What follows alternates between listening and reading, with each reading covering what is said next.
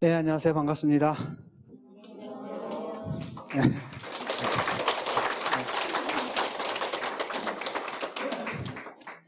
네, 뭐 책의 내용을 여기서 반복하는 건 의미가 없을 것 같고요. 이 책의 방법론이라고 해야 될까요? 그걸 주로 말씀드리는 게 좋을 것 같아요. 그래서 이 책에서 제가 핵심적인 것은 사실 사진이론에 통용되던 쿵푸툼이라는 개념을 미술적으로 조금 개념을 좀 변형시켜가지고 확대시켜가지고 적용한 거거든요. 그래서 먼저 쿵푸툼 개념에 대해서 주로 말씀드리고, 그 다음에 그게 이제 어떤 문제가 있고, 그 다음에 그걸 어떻게 또 수정하려고 했으며, 나아가서는 이제 미술에다 그걸 적용시킬 경우는 어떻게 되는가. 또 더 나아가서는 아예 최근에 들어가지고 이제 사진과 회화의 경계가 사라지고 있거든요. 그래서 디지털 시대의 쿵푸툼은 이제 어떻게 될 것인가, 이런 주제로 말씀드리는 게 좋을 것 같습니다. 그래서 먼저 사진이론의 역사를 간단하게 얘기하면서 1세대, 2세대, 3세대 사진이론의 역사를 얘기하고 그 가운데 이제 쿵푸툼 개념이 어떻게 나오는지, 그리고 또 그 쿵푸툼 개념의 문제점이 또 무엇인지 그렇게 말씀드리도록 하겠습니다. 먼저 들어가기 전에 이제 기호론에 대해서 잠깐만 얘기하고 넘어갈게요. 찰스 샌더스 펄스라는 사람이 있어요. 그 사람이 이제 기호론이라는 학문을 창시한 사람 중에 하나인데, 그 사람은 기호를 세 가지로 분류했습니다. 하나가 도상, 아이콘, 또 하나가 상징입니다. symbol, 그리고 세 번째가 지표라고 해요. 인덱스.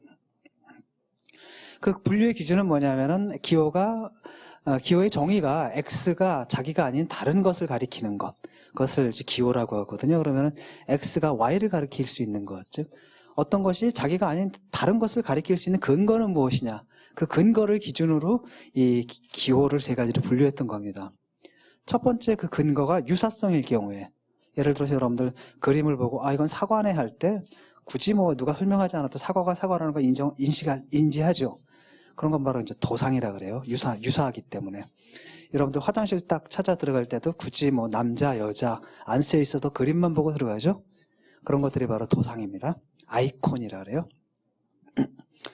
또 다른 한편으로는 상징이라는 게 있습니다. 상징 기호의 대표적인 예가 우리가 사용하는 말이에요. 사과라는 낱말하고 실제 사과는 하나도 닮은 데가 없죠. 그럼에도 불구하고 사과가 사과를 가리킵니다.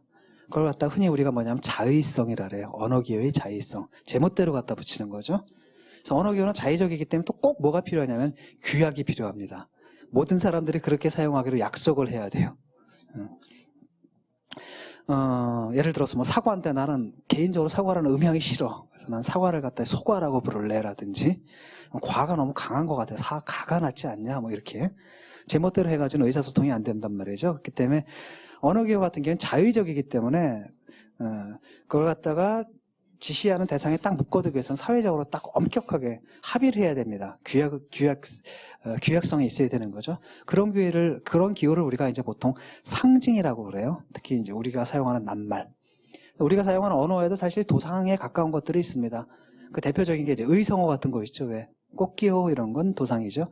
하지만 대부분의 거의 전부 언어기호는 이제 상징에 속한다고 할 수 있습니다.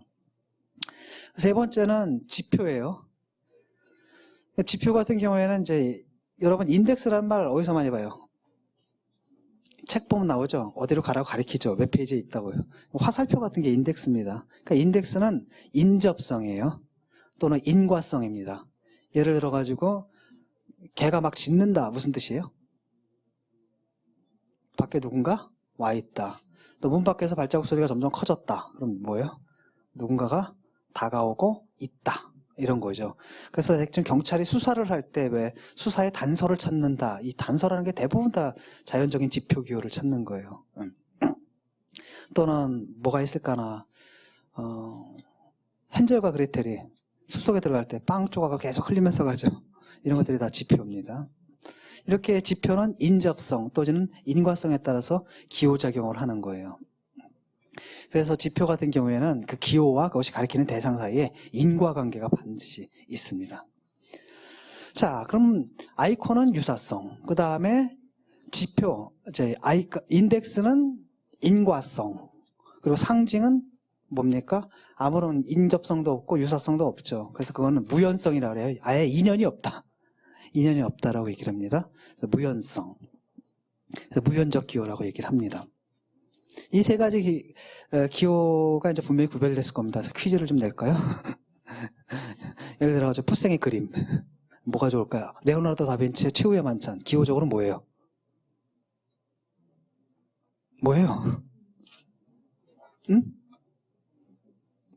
이게 어려워요? 뭐예요? 최후의 만찬 뭐예요? 도상이에요? 지표예요? 상징이에요? 당연히 도상이죠. 예, 도상입니다. 아침에 딱 일어나서 빨래를 하는데 그 남편 와이셔츠에 립스틱이 묻어있어요. 이건 뭡니까? 상징이 아니라 뭐예요? 지표죠. 예. 예를 들어가지고 x equal X인데 y equal EX 뭐 이런 것들은 다 상징입니다. 예. 자, 그럼 처음에 사진이 등장했을 때 사람들은 사진의 기호적 성격을 뭐로 규정했냐면 당연히 뭐예요? 사진을 딱 보면 알 수 있죠. 여러분들 이거 하기 위해서 이건 뭐 예컨대 뭐 누구 작가, 어느 작가인지 어느 나라 작가인지 모르겠지만 그 나라 말을 배워야 할 필요는 없어요. 딱 보면 아시겠죠? 여기 누군가가 누워 있죠. 이런 것들, 이런 걸 갖다 이제 도상이라 그래요. 사진이 처음 나왔을 때는 회화보다도 훨씬 더 담게 이미지를 만들어내잖아요. 사진이.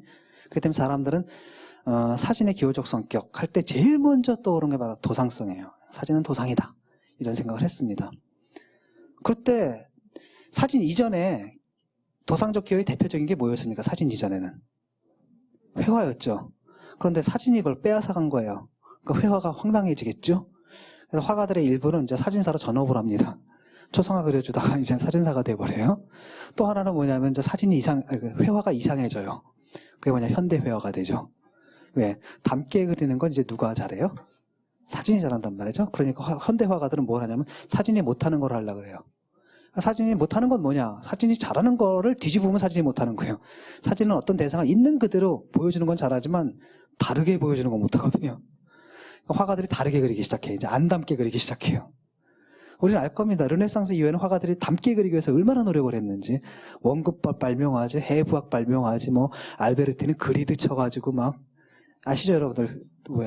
사생대회 같은 데 보면 이렇게 가끔 그 미술반 애들 실로 그대로 그리려고 그랬는데 20세기 딱 들어온 화가들이 일제히 작정이나 한 듯이 이제 안 담게 그래요.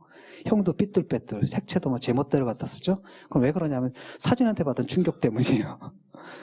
사진이 할 수 있는 일이 아니라 그걸 가지고 경쟁하는 건 불가능하니까 사진이 할 수 없는 일을 찾아서 확 나가버립니다. 그러는 가운데 이제 소위 우리가 말하는 추상이라는 거에 도달해요. 몬드리안이라든지 아니면 말레비치라든지 칸딘스키라든지 이런 사람들 그림을 딱 보게 되면 그림은 그림인데 뭔지 모르겠죠. 그럴 때 여러분 어떻게 해요? 딱 봐가지고 그림이 딱 보면 이게 뭐지? 눈이 싹 어디로 돌아가요? 제목으로 딱 돌아가죠. 상징입니다, 그게. 그렇기 때문에. 근데 문제는 뭐냐면 그 제목에 뭐라고 써있냐면 무죄 이렇게 썼어요. 난감하죠, 이런 거? 난감해집니다. 이렇게 되는 거예요. 그래서 보통 사람들은 예컨대 추상이 점점 단순화되잖아요. 나중에는 몬드리안 그림을 보면 처음에 나무가 있어요. 되게 점점 단순화돼요. 맨 마지막 건 뭐냐면 왜 우리가 스케치북에서 보던 몬드리안 그림 있잖아요. 까만색 딱 쳐놓고 빨간 거 보는 거. 그게 나무라고 그 나무임을 알 사람은 없을 거예요. 나무라고 써있으니까 나무라는 걸 알죠. 그쯤 되면 이제 회화가 완전히 상징이 된 겁니다. 그리고 그러다가 또 그것도 이제 모든 놀이들 다 해버리잖아요. 그 다음에 이제 어디로 가게 되냐면은 그렇죠. 이번에 말레비치의 검은 사각형이라는 그림이 있어요. 그냥 화판에다가 사각형이에요. 검정색이에요. 거기서도 추상운동이 이제 거기서는 완전 극한에 도달한 겁니다. 모든 형태가 단순화돼서 이제 뭐가 됐어요? 사각형이 됐죠? 모든 색채는 다 사라졌죠. 그래서 뭐로 단순화됐습니까? 흑과 백으로. 갈 데가 없잖아요. 상징운동이 다 했을 때 이제 회화가 갈 수 있는 길은 하나밖에 안 남았어요. 도상이었다가 상징이었죠. 이제 뭐가 될 수밖에 없어요? 지표가 될 수밖에 없죠. 그래서 등장하는 게 이제 잭슨 폴록이에요. 잭슨 폴록 아시죠? 막 물감 막 뿌려대는 사람. 바닥에다 캔버스 깔아놓고 물감을 뚝뚝뚝뚝 뿌리잖아요. 그래서 잭슨 폴록의 그림에서 중요한 것은 잭슨 폴록의 그림은 모든 가시적인 사물의 바탕에 깔려있는 어떤 근원적인 형태, 이 모든 잡다한 색깔의 바탕에 깔려있는 근원적인 색채 이런 게 아니에요. 잭슨 pollock은 뭘 중요시 여겼냐면 액션 페인팅이라고 그러잖아요. 그림 그리는 액션을 중요시 여겼어요. 자기가. 그림 그리는 행위 자체를 중요시 여겼거든요. 그렇기 때문에 잭슨 pollock 그림에서 우리가 볼 수 있는 것은 뭐냐면 물감 떨어진 자국이죠. 그 위로 지나간 손의 움직임만 보는 거예요. 그럼 전형적으로 뭐예요? 그게 지표죠. 마치 사냥꾼이 짐승을 쫓을 때 핏자국을 쫓아서 가잖아요. 그 핏자국은 그 위로 지나간 짐승의 움직임을 가리키죠. 또 아까 헨젤 그레텔 얘기했었잖아요. 빵 조각은 뭘 그래요? 그 위로 자기들이 지나갔다는 얘기잖아요. 그와 마찬가지로 잭슨 폴로그의 드리핑이라고 해요. 물감 뚝뚝뚝뚝 떨어뜨리는 건 그건 바로 뭐의 과정이냐? 회화가 이제 뭐가 된 거예요? 지표가 된 겁니다. 자, 그러니까 회화는 사진한테 아이콘 한 방 얻어맞은 다음에 상징이 됐다가 그 다음에 이제 2차 대전 이후에는 미국에서는 이제 뭐가 돼요? 그게 지표가 됩니다. 그러면 사진은 어떤 길을 걸어왔는가? 사진도 처음에 등장했을 때 기호적 성격이 뭐라 그랬어요? 당연히 도상이죠. 회화가 차지하고 있던 그 도상의 기능을 완전히 빼앗아 버렸습니다. 왜냐하면 화가 아무리 솜씨가 좋다 하더라도 사진만큼 정확하게 묘사할 수는 없거든요. 그래서 사진도 처음에는 뭐가 되냐면 이게 도상이었습니다.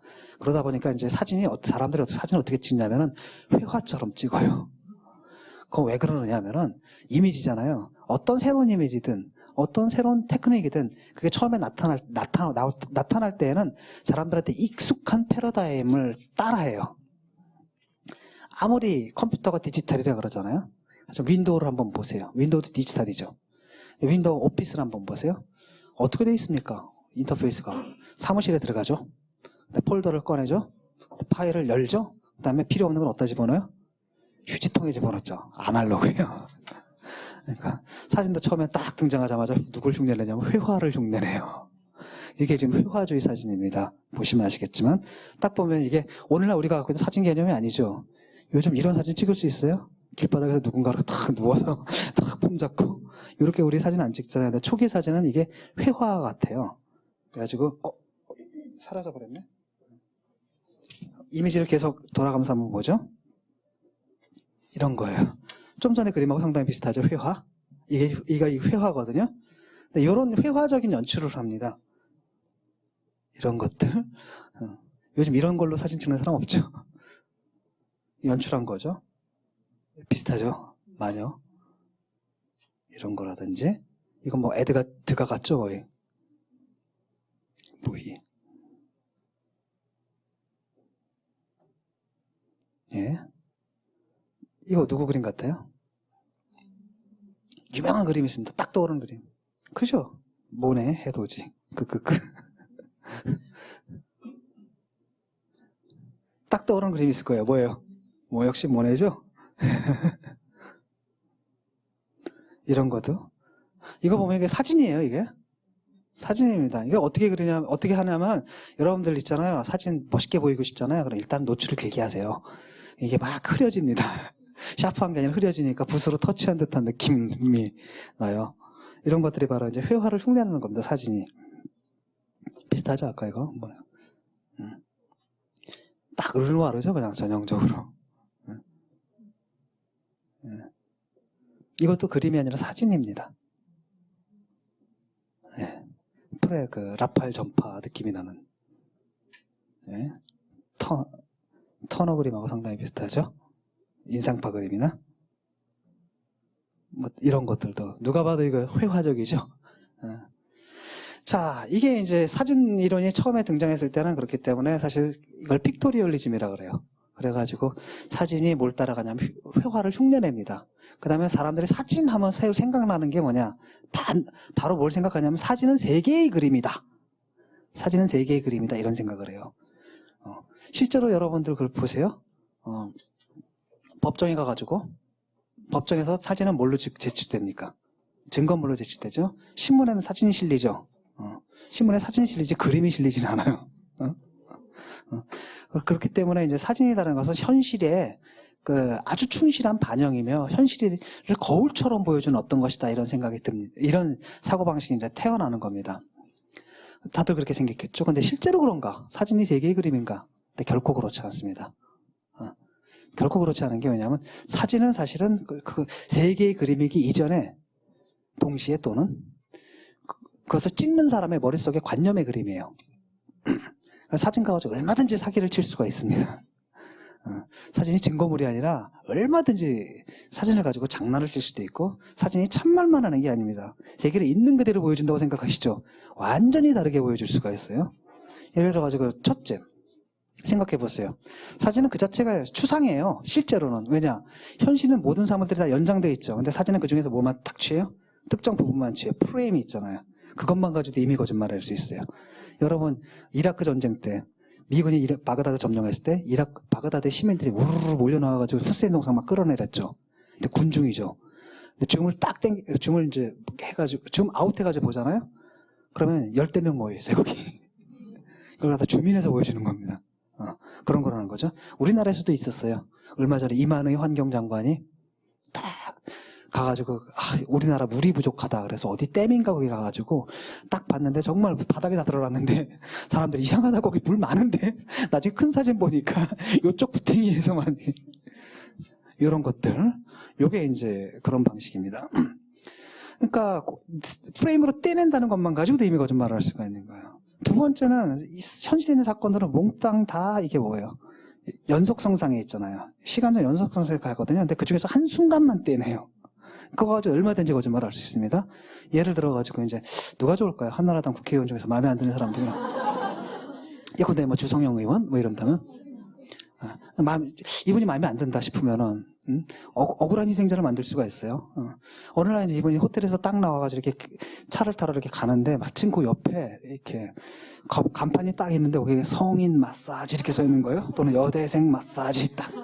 그게 딱 우연히 잡히는 겁니다. 그럼 제가 그때 사진 기자랑 가가지고 의원님 막 불러요. 그럼 이 사람이 깜짝 놀라서 보겠죠. 그때 차가닥 찍어요. 그런 다음에 다음날 오마이뉴스에다 딱 올린 다음에 그 시간에 거기는 왜?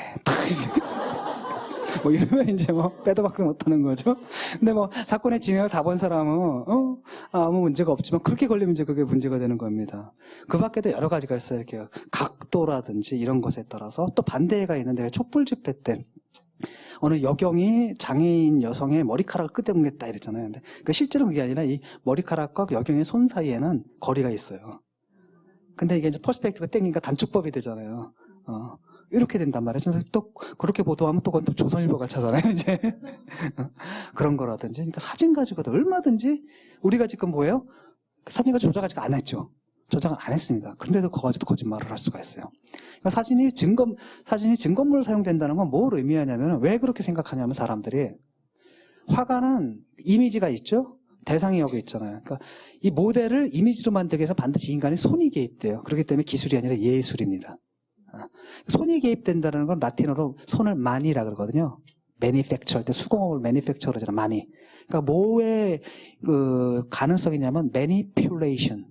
조작의 가능성이 있는 거예요. 실제로 이런데 다르게 그릴 수가 있어요. 인간이라면. 근데 사진은 뭐냐면 그 셔터가 열렸다 닫히는 그 짧은 순간 있죠. 그 순간에 인간이 완벽하게 무력해요. 개입할 수가 없습니다. 그렇기 때문에 이게 증거물로 받는 거거든요. 인정이 되는 거죠. 하지만은 그 셔터가 열렸다 닫히는 그동안 그 짧은 시간 동안에 인간이 완벽하게 무력하지만 그래서 어떻게든 개입을 할 수가 없지만 사진 찍기 전에 뭐 할 수 있어요? 연출할 수가 있어요. 우리 허경영 씨 한번 생각해 보세요. 우리 허경영 씨가 박근혜 씨랑 사진을 찍었어요. 박 대통령 추모 행사인 것 같아요. 딱 있고 바로 그 옆자리에 앉아서 사진을 찍었거든요. 근데 문제는 뭐냐면 그 다음에 이제 다른 사진을 딱 보잖아요. 근데 원래 그 자리가 이제 노태우 씨가 앉던 자리인데 노태우 씨가 잠깐 화장실 갔나 봐요. 그 사이에 와서 딱 찍은 거예요. 근데 누가 딱 보면 정말 약혼했던 사이처럼 그렇게 보인다는 거죠. 우스꽝스럽지만 실제로 그런 일들이 있습니다. 연출해가지고 얼마든지 상황을 연출해서 보여줄 수가 있는 거니까 찍기 전에는 세팅을 할 수가 있어요. 연출을 할 수가 있어요. 그거 가지고도 거짓말 얼마든지 할 수 있습니다. 찍은 다음에 뭐 하냐면은 가공을 할 수가 있어요. 그렇죠. 뽀샵질 하는 거 많이 하잖아요. 대표적인 예가 뭐냐, 얼마 전에 2년 전에 몇 년 전에 그 홍모 후보예요. 의원이죠. 그래서 의원직 박탈당했습니다. 왜 그러냐면 친박 계열이거든요, 이분이. 근데 이제 그 선거 홍보물에다가 그 박근혜 씨랑 같이 이렇게 나온 홍보물을 뿌렸거든요. 근데 원래는 그 다른 사람인데 거기다 그 사람 얼굴 지고 자기 얼굴을 갖다 박은 거예요. 이런 것들, 이걸 통해 가지고 이게 뭐가 된 겁니까? 조작을 하는 거죠. 그 다음에 허본자도 했죠. 땅 옆에, 부시 옆에 이렇게 딱. 네, 얼마 SBS에서 나왔더라고요. 그 사진이 세상에 여러분 그게 조작된 거래요. 이 충격적인 사실을 SBS에서 폭로했대요. 그래서 기가 막혀서 남들 다 하는데 그래서 그것이 알고 싶대요. 그래서 그냥 기가 막혀서 오늘 새벽에다 글 하나 올려놨죠. 한번 다시 한번 검증을 해봐야 돼요. 그것도. 그러면은 허번자 과연 공중부양이 가능한가? 서울대 물리학과 교수님한테 무슨 공중부양이 정말로 가능한 겁니까? 그다음에 불가능하답니다, 여러분. 허번자의 실체를 드러냈다면 완전 코미디를 하는 거죠. 자, 이제 그런 식의 그 부시랑 옆에 딱 그 찍거나 이런 것들은 아주 간단한 조작을 얼마든지 가능한 거죠.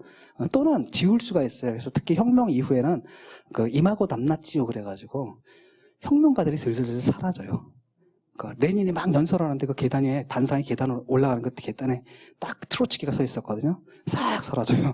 왜? 스탈린이 이겼어야지. 그다음에 이제 스탈린이 이제 여러 사람들하고 찍는데 딱 한 해가 지나잖아요. 그럼 한 사람이 사라져요. 그 다음에 그 옆놈이 사라져요. 또 맨 마지막에 딱 자기 혼자만 남아요. 이마고 담났죠라 그래서 이게 이제 뭐냐면 기억 자체를 조직하는 거예요. 왜냐면 이들이 한때 이 반동분자거든요. 숙청당할 때는. 반동분자들이 근데 한때 혁명의 동지였다는 사실, 또는 혁명의 공헌자였다는 사실을 이제 대중의 머릿속에서 지우기 위해서 사진 자체를 지우는 겁니다.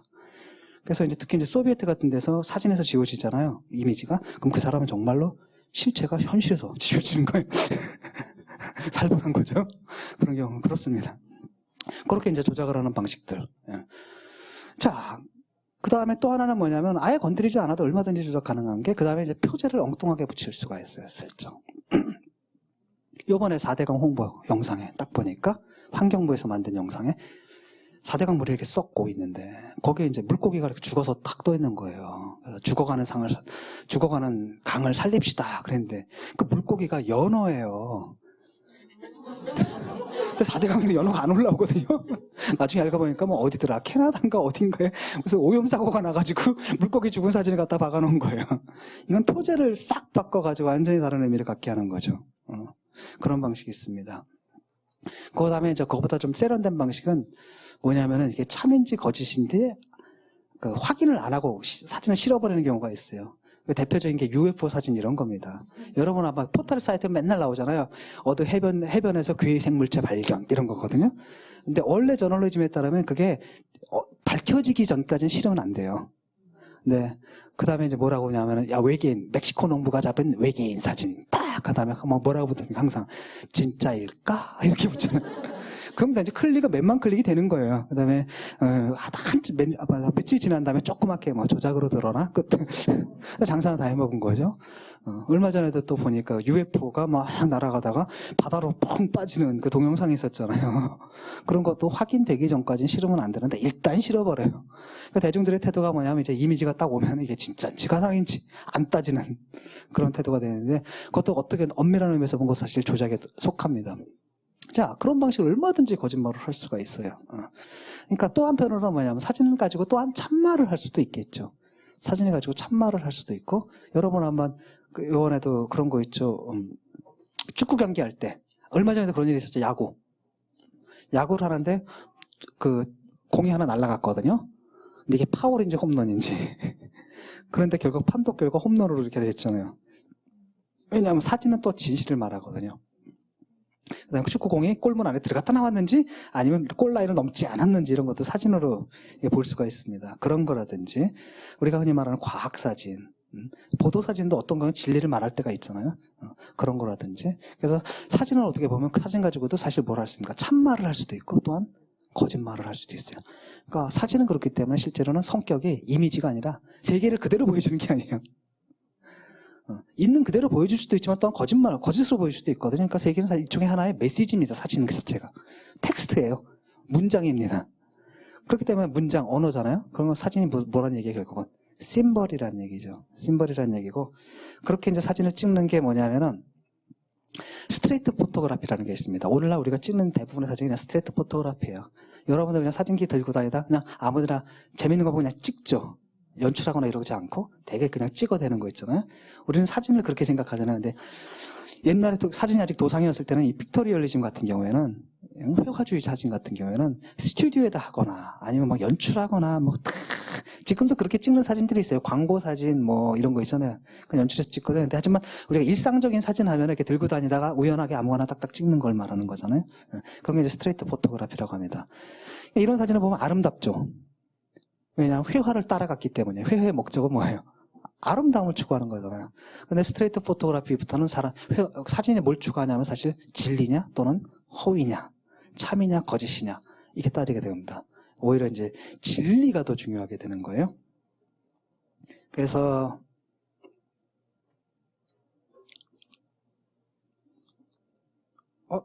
어디 갔지? 여기 있네.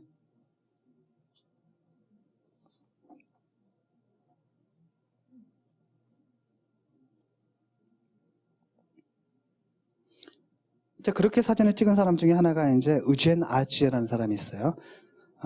프랑스의 사진사인데 이 사람은 연출해서 찍거나 이런 게 아니라 그냥 나 뭐라고 얘기했냐면 내 사진은 그냥 기록이야, 도큐먼트야 이렇게 찍었던 사람입니다. 그래가지고 찍은 것들이 뭐 되게 이런 거예요. 그냥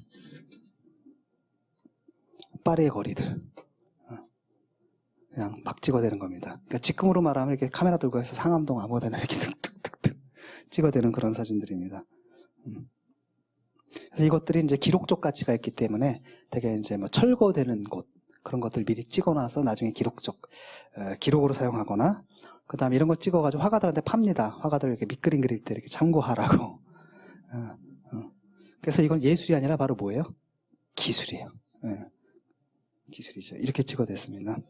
근데 사람들은 이제 이걸 보고 이 작품을 보고 이제 놀랬던 건 왜 그랬냐면 굉장히 낯설게 보였대요. 이게 처음에는. 왜냐하면 사람들의 이제 회화가 회화가 이미지를 대표할 때는 사람들이 세상을 볼 때도 회화적으로 지각을 해요. 현실을 딱 볼 때도 뭔가 아우라가 이렇게 있는 듯, 분위기가 있는 듯 이렇게 지각을 하거든요. 이 사람 딱 보면 아우라가 없어요. 그게 그냥 너무나 냉혹하게 탁 현실이 보이는 거죠. 근데 그게 오히려 늘 보던 파리거리인데 왜 이렇게 달라 보이느냐. 사람들한테 충격을 줬던 바예요. 여러분들도 그 낯설게 느껴지는 그런 체험을 할 때가 있어요. 가끔가다 우리나라에서는 한 달에 한 번 정도 하거든요. 언제냐면 그게 이제 민방위 훈련할 때 갑자기 차들이 다 없어졌죠. 그럼 늘 보던 거리도 되게 이상해 보이죠. 그리 그냥 완전 낯설게 보이고 거기 주목하게 만들잖아요. 이 사람이 저렇게 주로 노출을 길게 했는데 오히려 이 사람은 왜 그랬냐면은 사람들 지나가서 안 보이게 그냥 길만 찍는다. 그래서 보통은 왜냐하면 초상화 같은 것들은 이렇게 눈이 마주치게 되면 인격적 관계가 있어서 분위기가 생기거든요. 이 사람은 사진에서 사람을 추방해버렸어요. 이렇게. 아주 냉정하게. 그러니까 정말로 이렇게 뭐랄까 현실을 해부학자가 해부하듯이 보는 듯한. 그러니까 사진에 찍는 모델 자체가 옛날엔 사진 행위 그럼 일종의 예술이었잖아요. 이제 사진의 모델 자체가 뭐냐면 과학 비슷하게 되는 거. 과학의 배로 되면 온 거. 옛날엔 아름다움이었다면 이제는 뭐야? 진리냐 거짓이냐 이게 문제가 되는 거죠. 또 다른 사람 보면은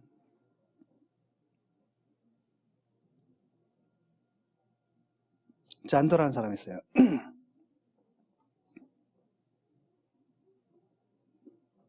아마 유명한 사진 작가이니까 여러분들이 이 사진들을 좀 보셨을 거예요. 이 사람 사진은. 이 사람은 딱 보면 이제 개인의 초상화처럼 보이잖아요. 근데 이건 절대로 초상화가 아닙니다. 초상화라는 건 원래 이제 그 사람 한 개인의 얼굴을 통해서 외관을 통해서 그 사람이 보이지 않는 영혼, 정신 이걸 드러내는 게 초상화잖아요. 이거는 그게 아니라 뭐냐면 당시의 독일 사회, 1930년대 독일 사회의 계급계층을 찍어요. 이 사람은. 이 사람 한 사람의 개인이지만 동시에 뭐냐면 계급의 대표자이자 계층의 대표자예요. 벽돌공이죠. 그래서 모든 직업들을 다 찍습니다. 거의. 그래서 보면은 사회과 부도를 보는 것 같아요. 우리나라도 한번 했으면 좋겠어요. 이렇게 해가지고 강남에 그 부동산 투기하는 아저씨 아줌마들, 주식시장에서 아저씨 아줌마들, 그 다음에 PC방에 들어와가지고 이게 게임하는 이런 사람들, 그 다음 비정규직, 뭐 다양한 사람들이 있잖아요. 왜. 그 사람들 다 찍어내면 한국 사회가 다 보일 거야 아마. 그런 프로젝트였거든요. 그러니까 이 사람도 아름다움을 추구하는 게 아니라 뭘 추구하는 거예요? 진리를 추구하는 거고 오히려 사회과학과 같은 느낌이 드는 사진들을 찍습니다. 요리사, 농부, 장에 가는 농부예요. 뭐 이게 저게 회계사, 이게 이제 그 경찰, SS 친위대원, 독일군 공사. 그다음에 그 석탄, 우리나라로 연탄 배달부 있죠. 배우, 복서, 그다음에 여배우인데 이게 그렇기 때문에 이 사람이 이제 또한 독일의 신중물주의라는 회화에다 결정적인 역할을 줘요. 신중물주의 보면은 그 육체가 안 아름다워요. 그러니까 솔직히 말하면 여러분들에게 이 여체 또는 남자 신체 또는 여자의 신체 그럼 딱 떠올리는 게 남자 그럼 장동건을 떠올리고 뭐 여자 그럼 김연아를 떠올리고 막 이러잖아요. 아니면 누구 뭐 이러는데 실제로 가서 목욕탕 가서 보세요. 인간 신체는 결코 아름답지 않습니다. 그다음에 또 서구적 미인 뭐 이런 얘기를 하는데 내가 서구에 가봤거든요. 해수욕장에 가봤거든요. 없어요 그런 사람. 와 다들 이래요. 디릭디릭 해가지고 피부 다 얼거져가지고 막 옆에서 보면 좀 역겹습니다. 그래서 여러분들 딱 보면 블로그에 여러분들 올라와 있는 그 사진 있잖아요. 그건 이제 픽토리얼리즘일 거예요. 거의 이상 고전주의죠. 근데 그건 진리가 아닙니다. 진리는 요즘 아침에 딱 일어나가지고 부시시 하면서 세면대에서 마주친 거울에 마주친 그 얼굴 그 쌩얼 그것이 이제 진리죠. 그래서 그 진리를 직면해야 돼요. 거부하지 않고 끌어안아야 됩니다. 그게 이제 스트레이트 포토그래피의 정신이에요. 알겠죠? 아름다움보다 뭘 말해야 된다? 진리를 말해야 된다. 그렇기 때문에 그렇게 회화를 그리는 신중물주의 회화에 나타나는 인간 신체는 아름답지가 않습니다. 이렇게 보여요. 추하면 추한 대로 그대로 그래요. 서커스단 뭐 이런 거 등등등 이런 거죠.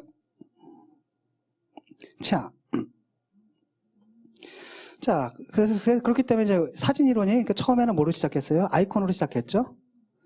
두 번째는 이제 뭐였습니까? 상징으로 왔죠. 상징으로 왔습니다. 사진을 가지고 얼마든지 많은 메시지를 만들어낼 수가 있을 겁니다. 또 이렇게 그냥 사진을 찍는 것도 있지만 특히 포토몽타주라는 거 있거든요. 옛날에 이제 30년대, 40년대 그 좌파들이 히틀러 정권하고 싸울 때 전단을 만들어서 뿌리잖아요. 그럴 때 이제 포토몽타주를 해요. 그래가지고 이렇게 나치 이게 있으면은 거기에 인간이 딱 걸려가지고 막 신음하는 장면 같은 거 있죠. 그런 걸 하거나 아니 히틀러가 하일 히틀러 이러면은 그 뒤에 배불뚝이 큰 사람이 이제 돈을 줘요.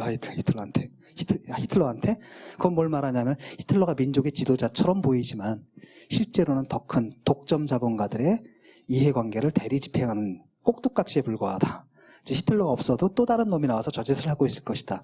막수주의자가 볼 땐 그거거든요. 그러니까 눈에 보이지 않는 진리를 드러낼 때 막 조합을 해서 포토 몽타주를 해가지고 특히 허트필드 같은 사람이 그렇게 얘기를 하죠. 그렇게 사진을 이용하는 것은 사진 뭡니까? 사진은 상징이라는 겁니다. 그때 사진은 항상 또 뭐냐면 표제랑 결합되잖아요.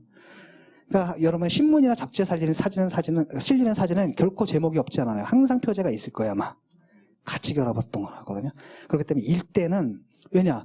만약에 사진이 세 개의 그림이다라고 한다면 굳이 표제가 필요 없을 거예요. 왜? 세 개를 그냥 보여주잖아요. 그렇지 않기 때문에 표제가 붙는 거거든요. 그래서 메시지를 전달하게 되는 거예요. 이럴 때 그렇기 때문에 사진의 본질은 뭐가 되는 거야? 기호적으로 이제 상징이 된다는 거죠. 근데 또 다른 이제 이게 2세대 사진 이론이에요. 그러니까 1세대 사진 이론이 이제 초창기의 사진 이론이다 한다면 1920, 30년대 사진 이론이 바로 2세대 사진 이론입니다. 그 다음에 한번 이제 그 3세대는 굉장히 늦어요. 그게 이제 롤랑 바르트라는 사람이 있어요.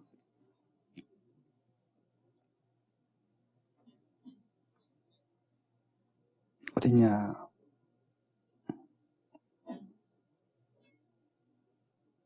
이렇게 생겼습니다. 잘 생겼죠? 롤랑 바르트라는 사람이 이제 카메라 루시다. 우리나라 말로는 밝은 방이라는 그렇게 번역된 책에서 이제 새로운 사진의 개념을 제시합니다. 그래서 카메라 루시다라는 건 원래 뭐에 반대냐면 카메라 옵스쿠라에 반대겠죠? 카메라 옵스쿠라는 뭐예요? 암실이라는 뜻이잖아요. 원래 카메라 우리 요만하잖아요. 지금은 뭐 그 핸드폰에 붙어가지고 원래 카메라는 이만한 큰 방이었어요. 정말로 방이에요. 그래가지고 구멍을 딱 뚫으면 빛이 이렇게 딱 들어오죠. 르네상스 때. 빛이 들어와가지고 역상으로 매치되거든요. 근데 거울을 이용해서 역상을 뒤집어요. 그 다음에 밖에서는 연출을 합니다. 막 사냥꾼들 풀어놓고, 그 다음에 동물들을 풀어놓고 사냥꾼들이 막 사냥하는 장면을 막 연출을 해요. 그럼 그 영상이 구멍을 통해 들어와가지고 이렇게 극장이에요. 이렇게 카메라 옵스쿠라 극장. 그러니까 동영상입니다. 카메라 옵스쿠라는. 그 다음에 사진이라는 건 결국 뭐냐면 그 동영상을 정착시키는 거예요. 막 움직이는 그 동영상을 바탕에다 이미지 있잖아. 종이 같은 데다가 이렇게 움직이지 않는 판에다 딱 움직이는 고정시키는 거. 거기에 성공한 게 바로 사진입니다. 1939년에 니엡스라는 사람이 옥상에서 그 다락방에서 이렇게 본 지붕의 모습 있잖아요. 그거 찍었잖아요. 그게 최초의 모습입니다. 그러니까 카메라 옵스쿠라는 몇백 년 전에 이미 오래전부터 사용됐고 또 화가들도 그거 많이 이용했거든요. 이렇게 카메라 옵스쿠라를 쓰면 이미지가 보이니까 거기다 도화지 갖다 놓고 그대로 본뜨면 정말 사진처럼 세밀한 그림을 그릴 수가 있어요. 특히 뭐 베르메르 같은 사람 거기도 나오죠. 그 영화 보면 진주 묶고 귀걸이에 소년과 보면 이렇게 뭐 뒤집어 쓰는데 카메라 옵스쿠라 나오잖아요. 카메라 루시다도 사실은 그런 기구 중에 하나인데 이거는 어둡지가 않아요. 카메라 옵스쿠라는 어둡잖아요. 이렇게 뒤집어 써야 되잖아요. 그래야 상에 와서 맺히니까. 근데 이거는 그게 아니라 밝은 상태도 쓸 수 있는 건데 뭐냐. 이렇게 막대기가 딱딱 접을 수 있는 이렇게 맘대로 움직일 수 이런 것처럼. 이게 되게 끝에 이제 뭐가 달려있는데 렌즈가 달려있는데 렌즈가 프리즘 렌즈예요. 프리즘 렌즈이기 때문에 렌즈를 통해서 내가 도화지를 보게 되면 도화지 표면이 보이잖아요. 근데 프리즘에 다른 각도가 있잖아요. 거기다 묘사할 대상을 갖다 놔요. 그럼 그 묘사한 대상이 와가지고 꺾여서 여기 투사돼서 보여요. 실제로 도화지에는 아무것도 없죠? 근데 이걸로 보면 거기에 이미지가 나타납니다. 그러니까 그대로 따라 그리는 거예요. 그런 기구를 이제 카메라 루시다라고 그러거든요. 근데 이제 뭐 이 책에서는 사실 그 기구에 관한 얘기를 하는 게 아니라 사진에 관한 얘기를 합니다. 근데 이제까지 우리가 사진은 상징이다라고 했을 때 사진을 읽을 수가 있는 거죠. 그러니까 우리는 금방 알 수 있습니다. 사진을 또 신문 잡지에 난 사진을 딱 보면 금방 읽을 수가 있어요. 그 의도도 알 수 있습니다. 그러니까 예컨대 촛불 집회를 했다. 내지는 뭐 농민대회를 했다. 그러면 다음날 이제 조선일보에 실리는 사진과 오마이뉴스에서 실리는 사진이 좀 다를 거예요. 그렇겠죠. 조선일보는 어때요? 그러니까 조선일보는 딱 보면은 머리에 피도 안 마른 이 전경놈들이 말이죠. 아니죠. 그게 이제 오마이뉴스 수준이 머리에 피도 안 마른 전경놈들이 그냥 60 먹은 할아버지를 어르신을 말이야 막 발로 밟고 있고 막 할아버님이 막 피를 흘리고 이런 장면이 그런 사진이 딱 실릴 겁니다. 근데 이제 그 조선일보에 딱 보면은 꽃미남 같은 전경 애들이 딱 서 있는데 걔들이 누굽니까? 우리 아이들이에요. 근데 이 막 머리 막 붉은 띠 머리 맨 놈들이 막 죽청으로 막 때리고 있고 말이지. 이런 사진이 딱 실린 거란 말이죠. 근데 뭐 데모 해봐서 저도 알지만 데모하면 두 개가 다 일어나요. 근데 이제 어떤 걸로 사태 전체를 표상하느냐의 문제라는 거죠. 이것만 봐도 이제 사진을 바로 읽을 수가 있잖아요. 그래서 우리는 어떤 사진 보면 대개 그 찍은 사람이 또는 그 언론사의 의도를 다 읽어낼 수가 있습니다. 그렇죠? 그런 걸 갖다 우리가 흔히 뭐라 하냐면 스투디움이라 그래요. 개념. 사진은 스투디움. 그러니까 2세대 사진이라서는 결국 사진에는 스투디움이 있다는 얘기잖아요. 읽어낼 수 있는 해석의 층위가 있고 읽어낼 메시지가 있다. 그러니까 이미지 밑에는 항상 뭐가 깔려 있어? 텍스트가 깔려 있다라는 거, 문장이 깔려 있다라는 거. 그래서 그걸 읽으면은 그래서 그런 말을 했죠. 발터 베냐민이 미래의 문맹자는 글자를 못 읽는 사람이 아니라 사진을 못 읽는 사람, 이미지를 못 읽는 사람이다. 그렇게 얘기를 했죠. 얼마나 속이기 쉽습니까 이런 것들. 그런 거 보자. 황우석 씨가 참 대단해요. 다 하잖아요. 그렇죠?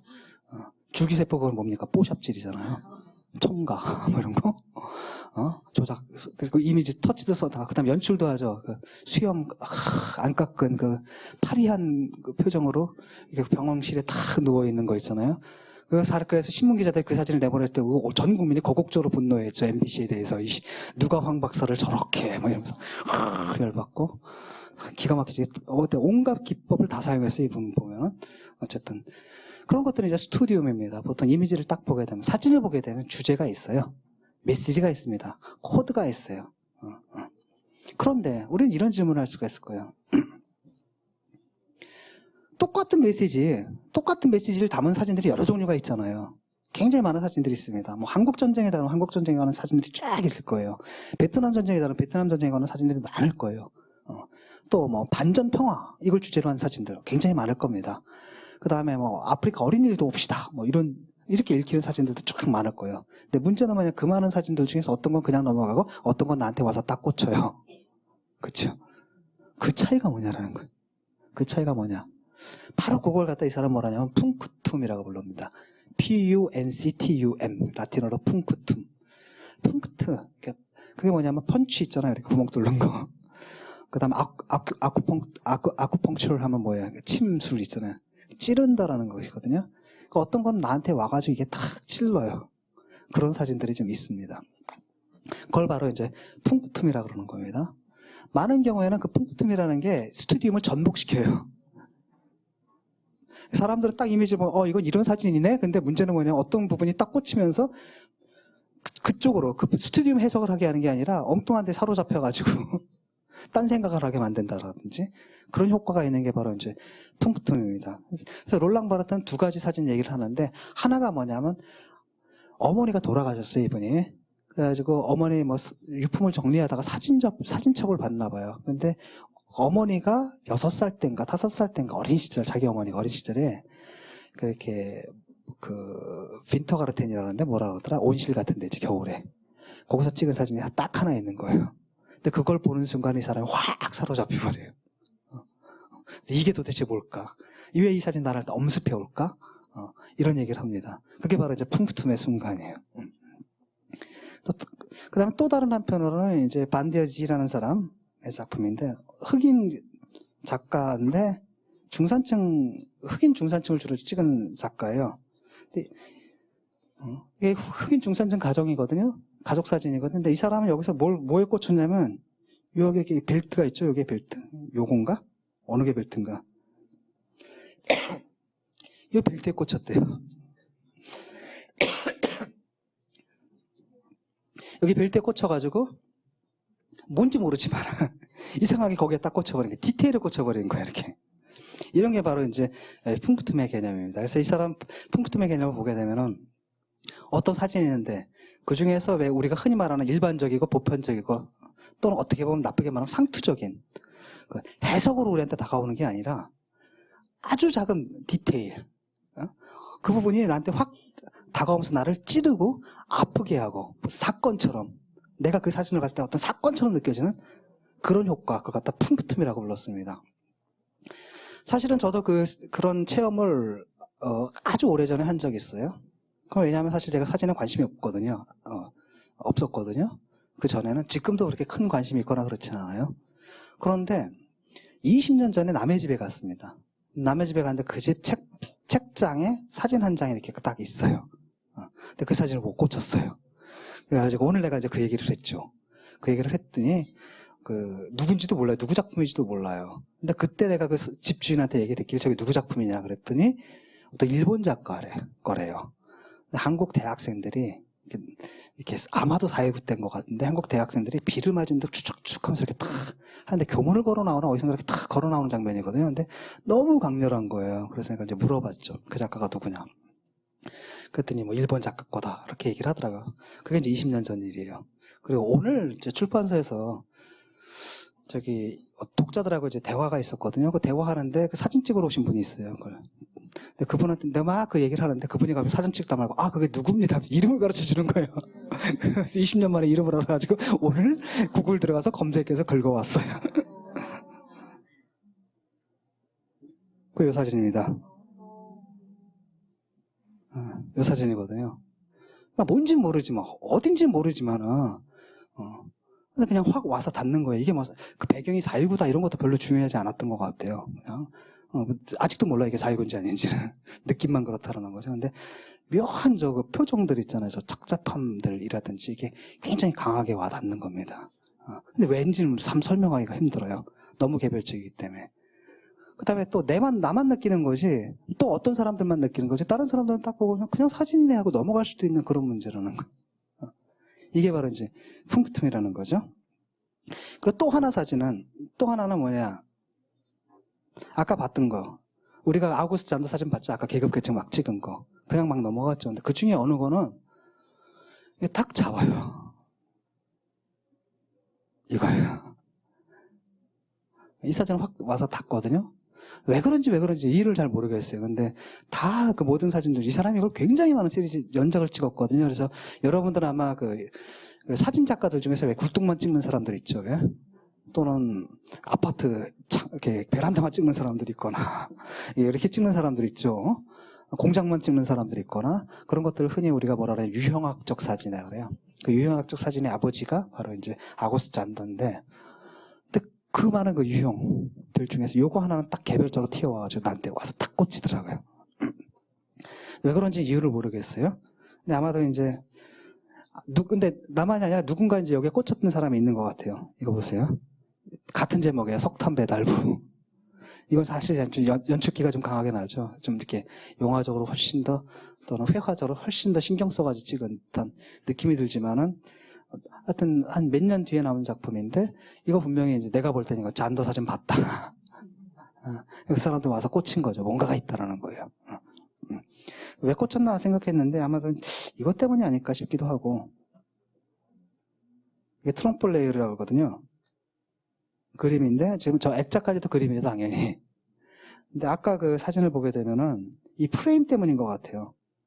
이 문이 프레임처럼 보이잖아요.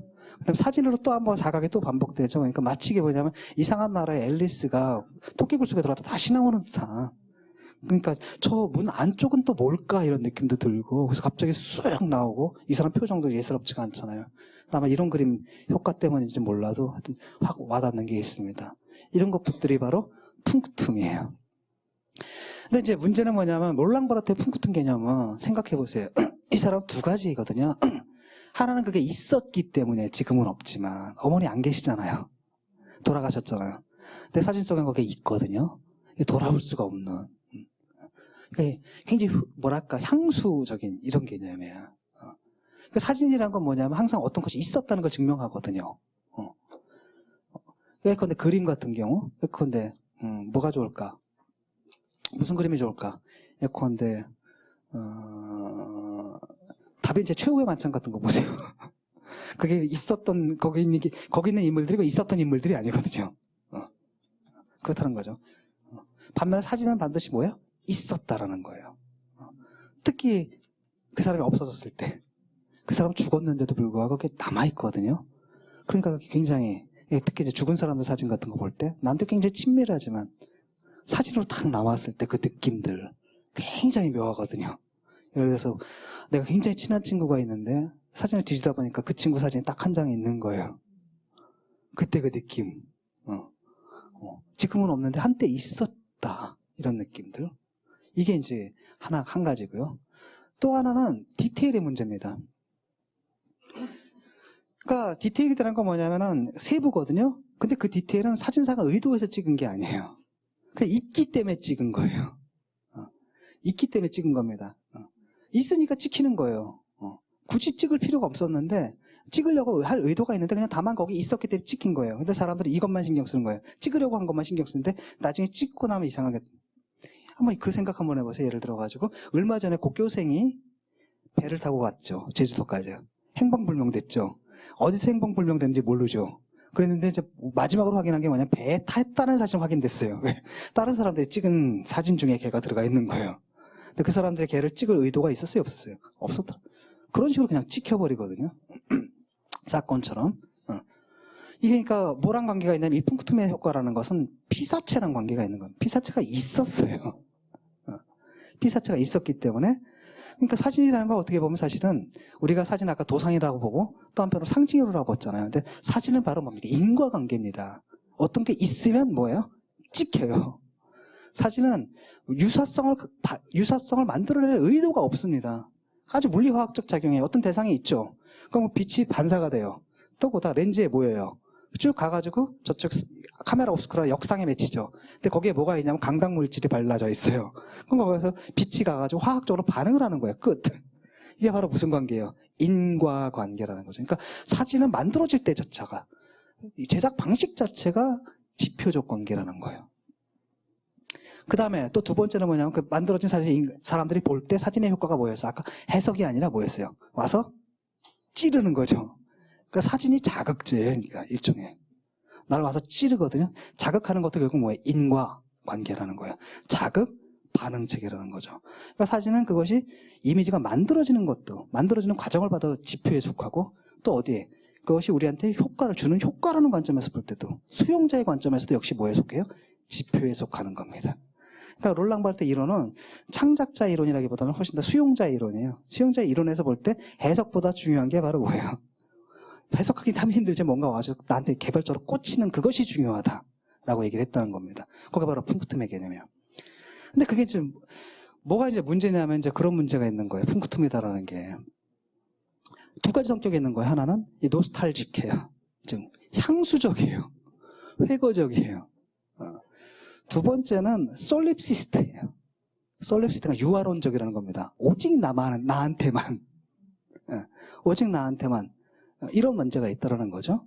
그러니까 그렇게 좁혀놓게 되면은 도대체 풍투미라는 개념을 이거 비평용으로 사용할 수도 없고, 그렇다고 사진사가 의도적으로 추구할 미학이 될 수도 없어요.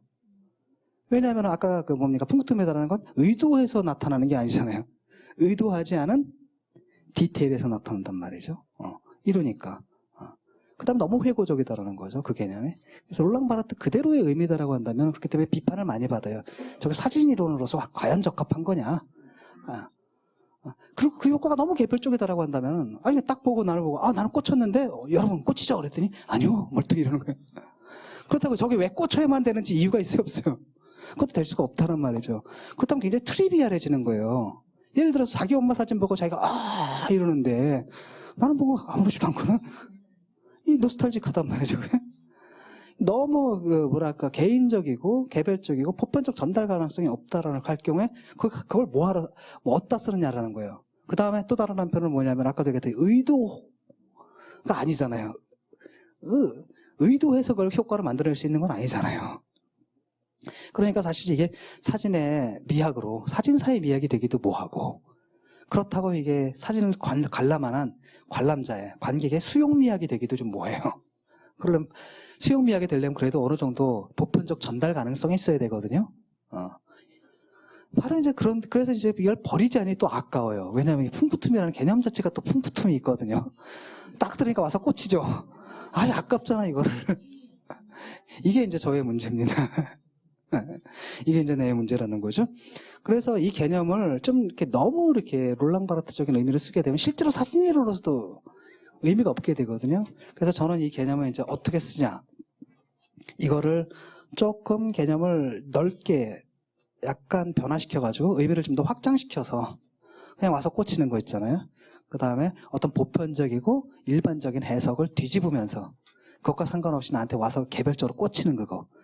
그 다음에 한편으로는 뭐냐면 내가 이건 나한테 개별적으로 꽂히지만 내가 이렇게 얘기를 하게 되면 어느 정도 전달 가능성이 있는 요 정도까지만 한다면 사용할 수가 있지 않느냐.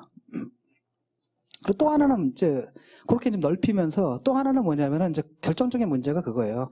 롤랑 바르트가 말하는 punktum은 반드시 사진만이 가질 수가 있는 거예요. 그렇잖아요. 피사체가 있는 것만 가질 수 있잖아요. 근데 회화는 피사체가 있어요, 없어요? 없단 말이죠. 그래서 그런 것도 조금 완화시키자.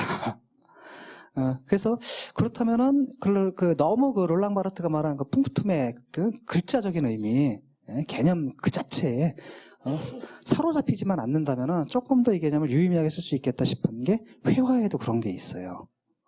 회화에도. 왜냐하면 여러분들 회화 딱 보잖아요. 그럼 분명히 이제 설명틀이 다 있습니다. 다빈치, 모나리자, 있죠? 그 신비한 미소가 저저저 블라블라 이런 거. 왜 그 미소가 신비롭게 느껴지는가? 그 입 주름 끝이 약간 살짝 어둠에 있어가지고 스푸마토가 어쩌고저쩌고 블라블라블라블라 떠드는 게 있습니다. 그다음에 최후의 만찬 딱 그러면 딱 엑스표 쫙 꺼가지고 점 딱 진 다음에 소실점 예수머리 이런 다음에 블라블라블라블라 떠드는 또 이런 것들이 있어요. 그런데 그게 아니라 그런 건 일반적 해석의 책이거든요. 보통 나오는 책 있잖아요. 왜?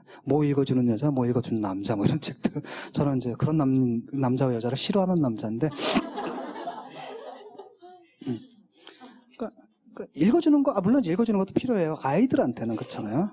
글자를 모르는 애들한테 그림책을 읽어주는 게 이제 필요하지만, 교육이란 건 뭡니까? 애들한테 글자를 읽어주는 게 아니라, 책을 읽어주는 게 아니라, 책을 읽게 만들어야 되는 거잖아요. 그런 면에서, 대개 이제 그런 책들 보게 되면은 많은 경우에 이제 그런 얘기가 나와요. 일반적인 코드예요. 아주 보편적인 해석 코드고 대부분 그냥 학계에서 동의가 되는 일반적으로 동의되는 그래서 여러 학자들이 견해가 쓴 거 공통분모를 딱 뽑아가지고 안전하게 이렇게 딱 얘기를 해줘요. 그런데 그런 책도 반드시 필요합니다. 필요가 없다는 게 아니에요. 반드시 필요합니다. 왜냐하면 그림이다라는 것이 말이 사실은 아이콘이지. 전혀 아무것도 모르는 사람이 딱 해가지고 아이고 저 남자 근데 이렇게 벌거벗고 저 이상한데 왜 매달리냐 피 흘리면서 그렇잖아요. 예수 성경을 알아야지 여기 예수라는 것도 알 거 아닙니까? 그러니까 어느 정도 그런 해석의 틀은 있어야 되거든요. 그렇기 때문에 그런 것도 중요합니다. 그런 책들. 근데 다만 문제는 뭐냐면 거기서 머물러서는 안 된다는 거예요. 하나 더 나가야 되는 거예요. 일반적으로 우리가 회화를 보게 되면은 회화에도 그걸 연구하는 이 그림이 뭘 의미하는지 그 그림에 깔린 메시지를 드러내는 학문이 있어요. 그게 바로 도상학입니다. 도상학이에요. 예를 들어 어느 사람이 있는데 옆에 커다란 열쇠를 하나 들고 있다. 그럼 베드로예요. 천국의 열쇠를 들고 있으니까. 그런 거 있죠. 어트리뷰트라고 그러거든요. 다 읽는 법이 다 있어요. 예컨대 무슨 바퀴가 있는데 그냥 삐쭉삐쭉 막 송곳 같은 게 삐져나온 그런 바퀴가 있다. 그럼 카타리나예요. 그걸로 순교당했거든요. 어떤 남자가 이렇게 돌을 들고 있다. 그럼 스테판이죠. 다 정해져 있습니다. 그런 것들이 어느 정도. 그런 다음에 이제 어느 여자가 갑자기 이렇게 꽃을 들고 이렇게 꽃바구니가 있고, 그 옆에 여자는 뭡니까? 보리를 들고 있고, 이러면 사계절이거든요. 봄과 그때 여름, 이런 거. 다 읽는 틀. 그게 이제 도상학입니다. 근데 이제 많은 경우에 이제 도상학으로 잘 해석 안 되고 헷갈리는 부분들이 있거든요. 그게 넘어가게 되면 도상 해석학이라 그래요. 그러니까 아이코노그래피하고 이제 아이코놀로지. 이 두 개는 바로 이미지를 읽는 학문이에요. 되게 우리는 그렇게 읽어요. 다 읽어낼 수가 있습니다. 여기도 보면은 이 책에도 나오는데 예컨대 티치아노가 그린 신중함의 알레고리 같은 경우 사람 얼굴 세 개가 딱 있어요. 한 머리에 얼굴이 세 개가 달리고 밑에 세 마리 짐승이 머리 하나인데 세 마리 짐승이 이렇게 돼 있고 이게 뭐를 의미하느냐? 그거 문헌 찾으면 다 나와요. 옛날 고대 문헌부터 로마 문헌부터 쭉 찾잖아요. 그럼 다 나와서 따라서 이것은 현재, 이건 과거고 이건 현재고 미래고 이렇게 읽어낼 수가 있어요. 그게 바로 도상학과 도상 해석학이다라는 거죠. 대부분들 이제 그림 읽기 처음 배우는 사람들 또는 학자들이 주로 하는 일이 그거 드러내는 거예요. 왜냐? 그 시대에 만들어졌을 땐 그렇게 불명확하지는 않았을 거예요. 많은 사람이 쉽게 그걸 또 이해할 수도 있었을 거예요. 근데 시간이 지나면 어떻게 돼요? 그 코드가 잊혀지잖아요. 그러니까 한 100년쯤, 200년쯤 되는 후세 사람한테 그게 뭔지를 모르게 되는 거예요. 그럴 때 다시 그 100년 전, 200년 전의 문헌들을 들이대면서 찾아내가지고 읽어주는 거죠. 근데 문제는 뭐냐면 그림을 그래서 그런 그림들을 보고 해석하는 건 좋아요. 그래가지고 사람들한테 잘난 척할 수도 있잖아요. 이거 말이야. 야 자식아 이거 봐. 이게 애트리뷰트거든. 이건 누구고. 그다음에 이런 해석의 문제가 있지만 이건 파nov스키에 따르면 이거야. 블라블라블라 얘기를 할 수가 있다는 겁니다. 근데 문제는 뭐냐면 그런 그림들도 있고 또 하나는 뭐냐면 어떤 알 수 없지만 일단 와서 꽂히는 그림은 또 따로 있어요. 아무리 남들이 명하고 아무리 많은 사람들이 칭찬하고 아무리 많은 사람들이 얘기하고 아무리 많은 화집마다 다 실려있는 그림이다 하더라도 나한테 안 와닿으면 그냥 끝이에요. 그건. 근데 문제는 뭐냐면 나한테 딱 와닿는 거는 엉뚱한 그림일 수 있다는 거예요. 사실 이 책에 이제 못 실은 그림 중에 하나가 있는데 그냥 제목을 몰라서 못 실었어요. 내가 칼스루에 갔다가 본 작품인데 칼스루에 어떤 미술관에 박물관에 갔거든요. 거기 갔는데 1600년대 네덜란드 작품이에요. 그래서 가족의 초상 비슷한 거거든요. 풍속과 같은 거예요. 약간 가족들이 밥을 먹는 장면이든가 이렇게 있는데 느낌이 굉장히 묘한 거예요. 이게 왜냐면은 컴퓨터로 합성한 것 듯한 느낌이 들어요. 이게 이미지가 어떻게 그랬길래 굉장히 묘하더라고요. 근데 그런 거 와서 꽂히는 거예요. 그럼 완전히 이제 저거 왜 저럴까? 왜 이렇게 묘하지? 저 시대에 어떻게 저런 그림이 나왔을까? 이런 생각들 들잖아요. 그런 거예요. 근데 그 문제는 뭐냐? 그 작가가 누군지 몰라요. 그때는 외웠는데 지금 까먹었어요. 그런 거거든요. 그다음 또 하나는 뭐냐, 알려진 작품이다 하더라도 사람들이 흔히 얘기하는 그 부분이 아니라 엉뚱한 그 디테일 있잖아요. 그게 딱 꽂혀요. 예를 들어가지고 얘가 렘브란트 이렇게 그림을 딱 다룬다 그러면 다 렘브란트의 화풍이 어쩌고 저쩌고 저게 무슨 주제고 여기서 게 아니라 갑자기 저는 어디로 가냐면 벽에 쓰인 글자 그게 뭘까? 그게 철자가 올바를까? 안 올바를까? 그 쓰인 문자의 뜻은 뭘까? 라고 해가지고 이제 뭡니까? 유태사전까지 뒤져가면서 이제 5원 다 찾아가지고 들어가는 거예요. 어떻게 보면 미술학자들이 안 하는 불필요한 짓이죠. 근데 거기까지 들어가요. 그런 거라는 겁니다. 전혀 이렇게 엉뚱한 디테일. 오히려 이제 딱 보다 보면은 사람들이 얘기하는 그 부분이 아니라 어떤 특정한 디테일에 딱 꽂혀가지고 글로 막 세버려요. 세버려서 가고. 왜? 나는 그게 궁금하니까. 저게 막 나한테 도전을 하거든. 계속 거리면서 신경을 쓰이게 만들어요. 잊을만 하면 딱딱 떠오르면서 뭐였지? 이래서 나를 이제 괴롭히던 그림들이 이제 12편이에요, 그게. 언젠가는 한번 다뤄야지. 그래서 몇 년 전부터 가끔 여기저기 기고했던 것들이 좀 일부 있거든요. 그때 이렇게 기고했는데 되게 열매짜리니까 많은 얘기를 못 하잖아요. 또 시간에 쫓기고 그래서 그냥 대충 썼다가 요번에 이제 다시 한번 제대로 들어가 보자라고 해서 인터넷 검색을 해가지고 99% 인터넷 검색입니다. 성경까지도 온라인으로 읽었어요. 가능하다는 얘기죠, 그게. 그래서 제가 하고 싶었던 얘기는 독자들한테 이제부터 작품과 자기 사이에 일단 보편적 해석 있잖아요. 상투적인 해석을 좀 끼워 넣는 거, 이제는 거기서 넘어서라는 겁니다. 그것도 물론 필요해요. 하지만 우리나라도 처음에는 그랬잖아요. 진중권이 미학 오디세이 처음 쓸 때만 해도 미학이 뭐냐, 미학한다 그러면 그림 좀 그려? 뭐 이렇게 묻든. 근데 그 수준은 넘어섰잖아요. 굉장히 많은 또 훌륭한 저자들이 또 미술에 관한 책들 많이 쓰고 또 번역도 많이 되고 또 대중들도 이제 옛날과 달라가지고 외국 나가가지고 늘 명화들 보고 또 갖고 와서 전시회도 하고 책들도 많이 나오고 그래가지고 어느 정도 수준이 높아졌잖아요. 한 단계 더 올라갔으면 좋겠다는 생각이 들어요. 한 단계 더 뛰로 올라가가지고 이제는 남들이 던지는 질문이 아니라 내가 던지는 거예요. 다른 사람들이 이렇게 얘기하는데 나는 뭐냐면 이게 궁금해. 딴 애들이 그거 그러냐? 나는 하나도 안 궁금한데 그거 안 중요한 거야 라고 말하는데 나는 궁금한 건 어떻게 해? 근데 그게 날 찌르는 건 어떻게 해? 그런 거 있잖아요. 그래서 내가 질문을 던지는 겁니다. 그 다음 답변을 찾아봐도 대부분 책에 없죠, 당연히. 일반적인 얘기 말했으니까. 그럴 때 이제 인터넷을 샅샅이 뒤지는 거예요. 그러면 엉뚱한데 요만큼씩 단편으로 들어가 있어요. 그걸 조합해 가면서 추적해가지고 이제 답을 해나가는 거죠. 그랬을 경우에는 내가 던진 질문에 내가 답한 거라는 거예요. 그러니까 굉장히 개별적일 수가 있잖아요. 그 누구나 할 수 있다는 겁니다. 근데 보면 지금 제가 이제 무슨 생각을 했냐면 블로그에 요즘 그런 거 많이 나와요. 이미지들이 많이 올라오고 거기다 블로거들이 글을 많이 쓰는데 읽어보면 대부분 다 그냥 시중에 나와 있는 이런 것들 해서 대충 요약해서 올려놓는 거예요. 이제는 우리나라도 좀 오타쿠가 좀 있어야 되지 않냐, 미술 오타쿠. 오타쿠들이 뭐냐면 남들은 하나도 중요하지 않다는 생각하는 그 일에 그냥 몰두하잖아요. 자기가 좋아서 하잖아요. 그런 게 좀 있어야 된다는 거죠. 그러면 그런 사람들이 많은 말씀 글을 그때 재미가 있고 또 하나는 뭐냐, 우리 같은 글쟁이들이 그 자극을 받아요. 그런 걸 보면. 대개는 아무리 그래봤자 그 사람들 또 아마추어 수준이잖아요. 아마추어 수준이지만 굉장히 아이디어를 영감을 주는 거예요. 그럼 우리 같은 경우에는 좀 아무래도 문헌 접목하는데 훨씬 더 유리한 조건들 있잖아요. 대개는 몇 개 국어를 하니까 외국 문헌들 다양하게 볼 수도 있고 또는 대학이나 연계가 돼 있으니까 논문 같은 거 구하는 것도 쉽고, 그러니까 전문적으로 들어갈 수 있고 자극을 받는 거예요. 좀 그런 글쓰기가 됐으면 좋겠다는 생각을 했어요. 그래서 디테일, 어떻게 보면 아주 섬세한 디테일. 예컨대 첫눈에 이제 딱 끌리는 거는 이상한 게 끌렸지만은 마지막에 가면 좀 엉뚱한 것들이, 예컨대 프라 안젤리코 같은 경우에도 갑자기 손목이 둥둥 떠다니던 한날에 이게 왜 갑자기 마그리트 그림 같냐, 이게 르네상스 때인데 여기 이제 당장 끌리지만 정작 더 끌린 건 뭐냐면 이렇게 예수 눈을 가렸는데, 가렸으면 눈이 안 보여야 되잖아요. 근데 딱 눈 이렇게 자국이 나잖아요. 그런 거라든지, 그게 아주 미묘하거든요, 그 표정이. 그런 거라든지 등등등등, 이런 식으로 이렇게 개별적인 관계를 좀 맺었으면 좋겠다. 그래서 이 풍부한 개념을 좀 살리자 라는 생각이 들었어요. 그래서 중요한 것은 남들이 던지는 질문을 거기다 답하는 게 아니라, 왜 그런 질문들은 대부분 다 던져져 있고 이미 대답이 되어 있어요. 특히 파노프스키 책을 딱 읽어보면 정말 짜증나는 게 그거예요. 이 사람이 딱 쓴 책을 읽어보잖아요. 그러면 그림에 대해서 더 이상 궁금한 게 없어질 정도로 아주 그냥 지독하게 명확하게 온갖 자료를 딱 해가지고 반박의 여지가 없을 정도로 하니까 징그러워요, 이 사람 책. 나 그래서 투덜투덜 거려놨잖아요. 작품을 저렇게 읽어놓으면 우리 보고 어쩌라고. 너무 명확하고 확정적으로 딱 읽어버리거든요. 그럼 막 답답합니다, 어떤 면에서. 그러니까 그림이라는 게 이게 과학이 아니잖아요. 그렇잖아요.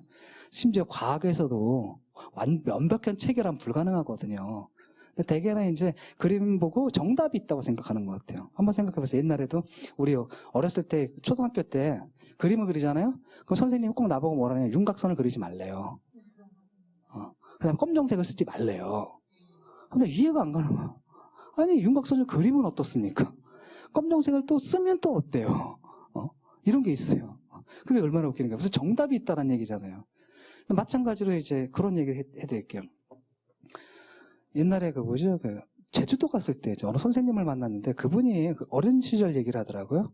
어린 시절에 이제 학교에서 그림을 그렸대요. 그래서 제주도 사니까 그림을 그리면서 땅을 갖다 검정색으로 칠해냈대요. 근데 마침 자기 담임 선생님이 서울에서 전근 오신 분이에요.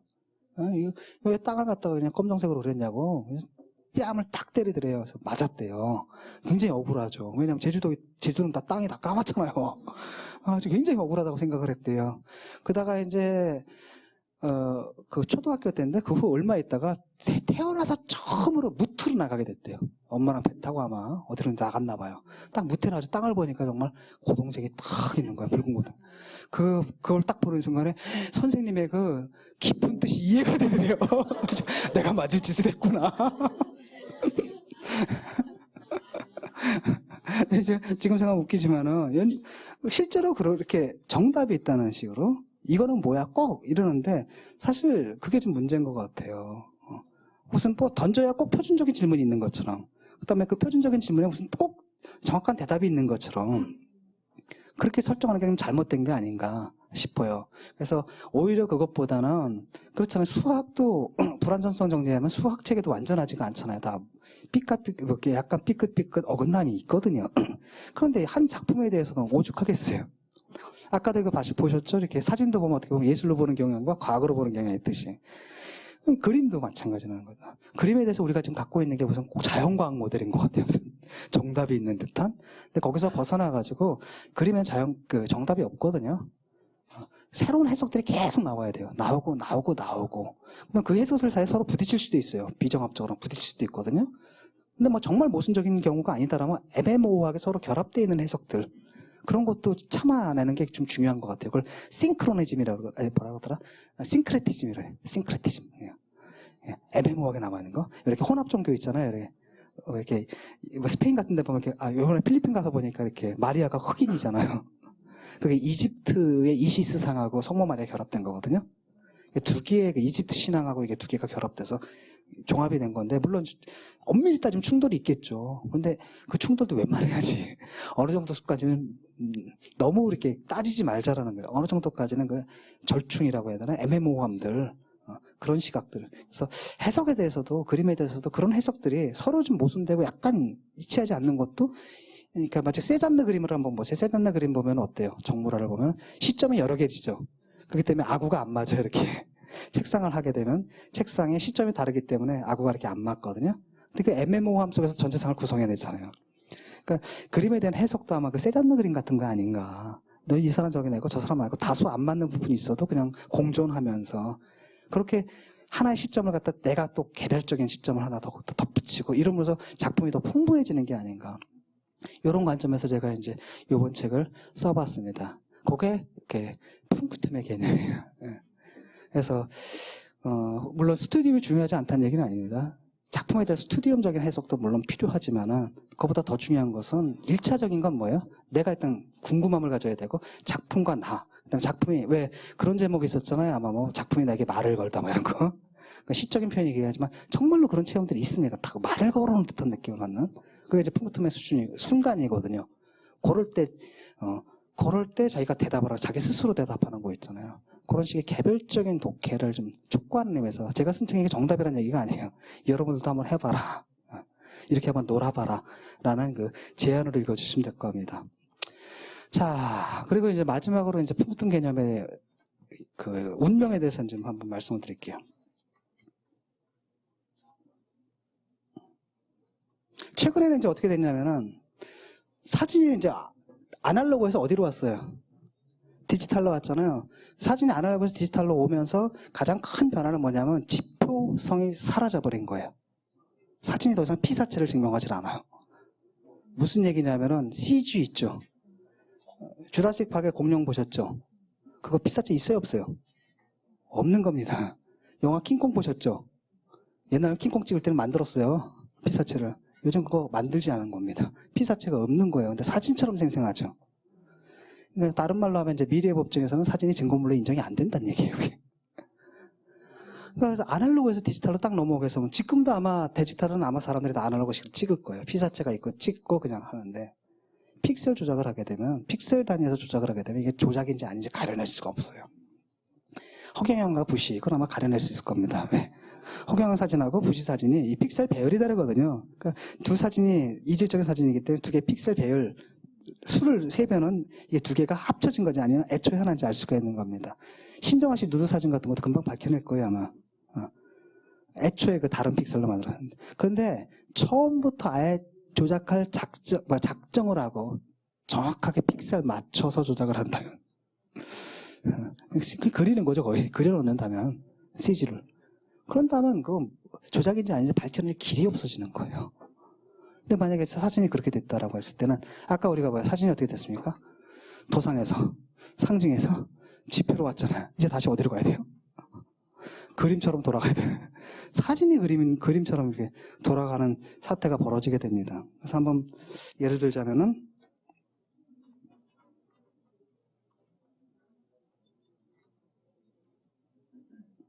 아까 회화 얘기했죠, 우리가?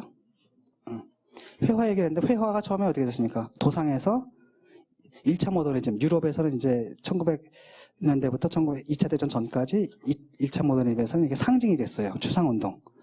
그러다가 이제 전쟁 이후에 2차 모더니즘, 아메리칸 모더니즘이죠. 1940년대 이후에. 거기서는 이제 지표가 됐죠. 근데 그것도 할 만큼 다 했어요. 그럼 이제 어디로 가야 돼요? 다시 도상으로 가야 되잖아요. 그때 등장한 게 앤디 워홀. 다시 마릴린 먼로가 막 등장하죠. 근데 그때 그 마릴린 등장했을 때 마릴린 먼로는 옛날 도상하고 달라요. 옛날 원작회하고. 왜냐? 앤디 워홀이 그린 것은 마릴린 먼로를 그린 게 아니야. 뭘 그렸어요? 마릴린 먼로의 사진을 그렸어요. 원작회를 가지고 뭘 베꾼 거예요? 사진을 베낀 겁니다. 그러니까 원작의 복제를 베끼는 거예요. 사진을 베낀 거예요. 그러니까 옛날에는 원작이었잖아요. 근데 지금 도상은 이제 원작이 아니라 복제로서 사진으로 이렇게 돌아온 겁니다. 그럼 여러분 이제 눈앞에 보이시죠? 사진 첫 클로스의 자화상인데 이게 사진이 아니라 그림이에요. 사람이 아크릴로 그린 겁니다. 역시 이제 뭘로 베껴요? 회화가 이제 뭘 베껴요? 사진을 베껴요. 복제 이미지 시대가 온 겁니다. 원작이 아니라. 그럼 이런 걸 어떻게 그리느냐? 간단합니다. 사진을 찍어요. 슬라이드 필름을 만듭니다. 그걸 비춰요. 캔버스에다. 그 다음에 비친 그대로 그리는 거예요. 그런 방법이 있거나 아니면 왜 그리드를 쳐요. 네모칸 있죠. 아주 빽빽하게 그리드를 쳐서 그대로 전사하는 방법. 이게 이제 도상으로 다시 복귀했을 때 이게 이렇게 되는 겁니다. 그러니까 여기서 사진과 회화의 경계가 지금 막 정신없죠. 이걸 갖다 우리가 포토리얼리즘이라 그래요. 사진적이다 그래서 포토리얼리즘이라고 하기도 하고 또는 하이퍼리얼리즘이라 그래요. 극사실주의. 우리가 흔히 말하면 리얼하다라는 것은 어느새 옛날에 실물에 대한 리얼이 아니에요. 우리가 갖다가 실감난다라고 하면 사진이에요, 사진. 사진을 기준으로 해요. 하이퍼리얼이라는 건 사진보다 더 사진스러운 회화가 이제 이렇게 돼버린 거죠. 몇 개 더 볼까요? 이런 거예요. 이게 이제 사진이 아니라 회화입니다. 이 정도 포맷으로 그려요, 크게. 엄청나죠? 자, 근데 디지털 시대에 들어와가지고는 이제 어떻게 되느냐? 어디 갔니?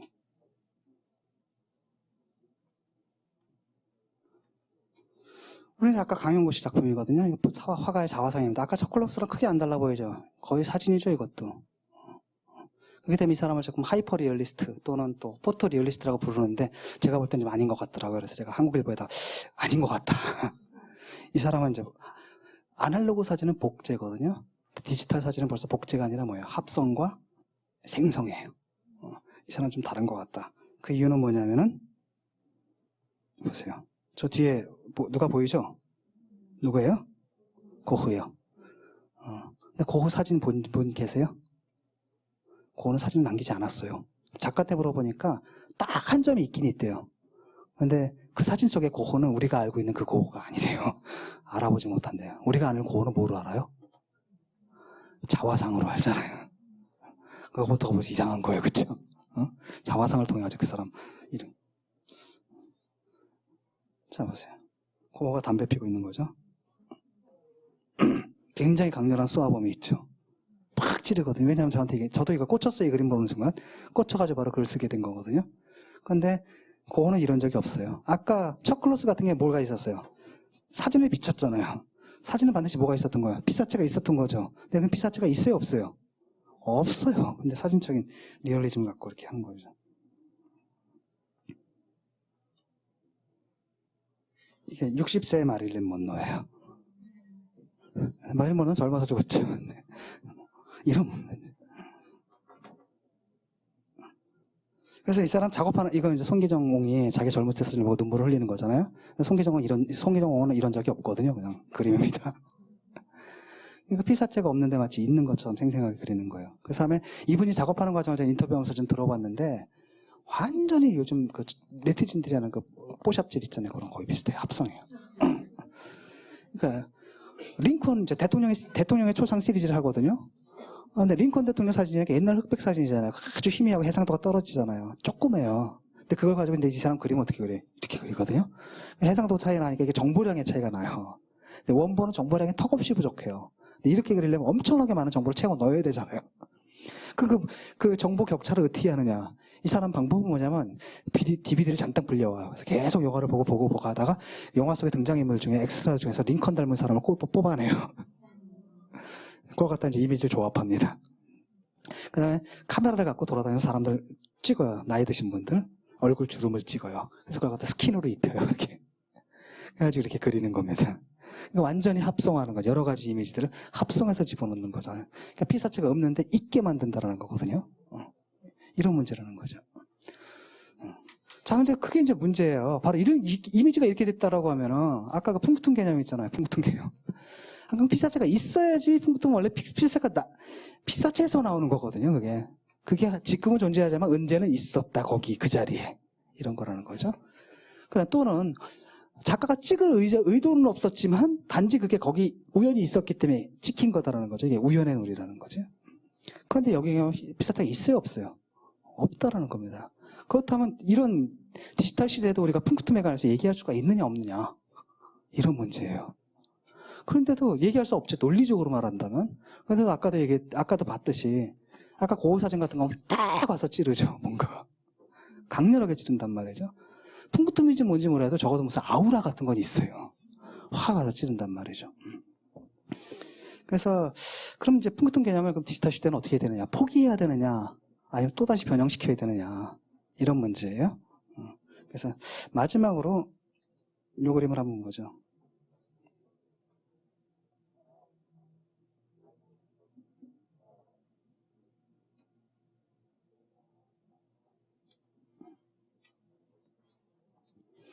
자, 여기 인물이 있죠? 전형적인 초상사진입니다. 스튜디오에서 찍었어요. 스튜디오에서 이제 찍은 초상사진이고 아주 애매모호하죠. 묘한 매력이 있습니다. 이게 남자인지 아니면 여자인지 어섹슈얼하죠. 성별이 굉장히 불분명하죠. 이게 굉장히 야한 겁니다. 또 하나는 뭐냐면 이게 백인인지 아니면 저기 뭐 히스패닉인지 뭐 등등등 아니면 아시아인지 우리한테는 별로 아나시아처럼 느껴지지만 이거 뭡니까 미국 사람들한테는 상당히 아시아적인 느낌도 난다 그러더라고요. 애매모호한 그러니까 성별도 애매모호하고 인종도 상당히 애매모호하지만 누군가가 딱 있어서 뭐예요? 거기 딱 있는 그 자리에 지금 있죠. 모종의 풍부tum이 있습니다. 딱 강렬함이 있어요. 근데 문제는 뭐냐면 얘는 존재한 적이 없는 사람이에요. 어떻게 했느냐? 화가가 제일 먼저 드로잉을 해요. 연필로 드로잉을 하면 사람 얼굴을. 근데 그 드로잉을 가지고 그 다음에 소조해요. 조각을 만들어요. 이렇게. 그럼 이게 이제 프레임이 되는 겁니다. 그 다음에 돌아다니는 사람들을 찍어요. 히스패닉도 찍고 백인도 찍고 아시안도 찍고 남자도 찍고 여자도 찍고 그래서 그거를 스킨으로 입혀요. 그래서 이게 만든 거거든요. 이거 딱 보면 이제 그럼에도 불구하고 거기 있잖아. 있는 듯이 느껴지잖아요. 지금 거기 있고 이런 거예요. 풍부tum의 느낌이 있거든요. 근데 이 풍부tum은 철저하게 뭐예요? 조작된 거죠. 생성된 거고 합성된 거예요. 인공적으로.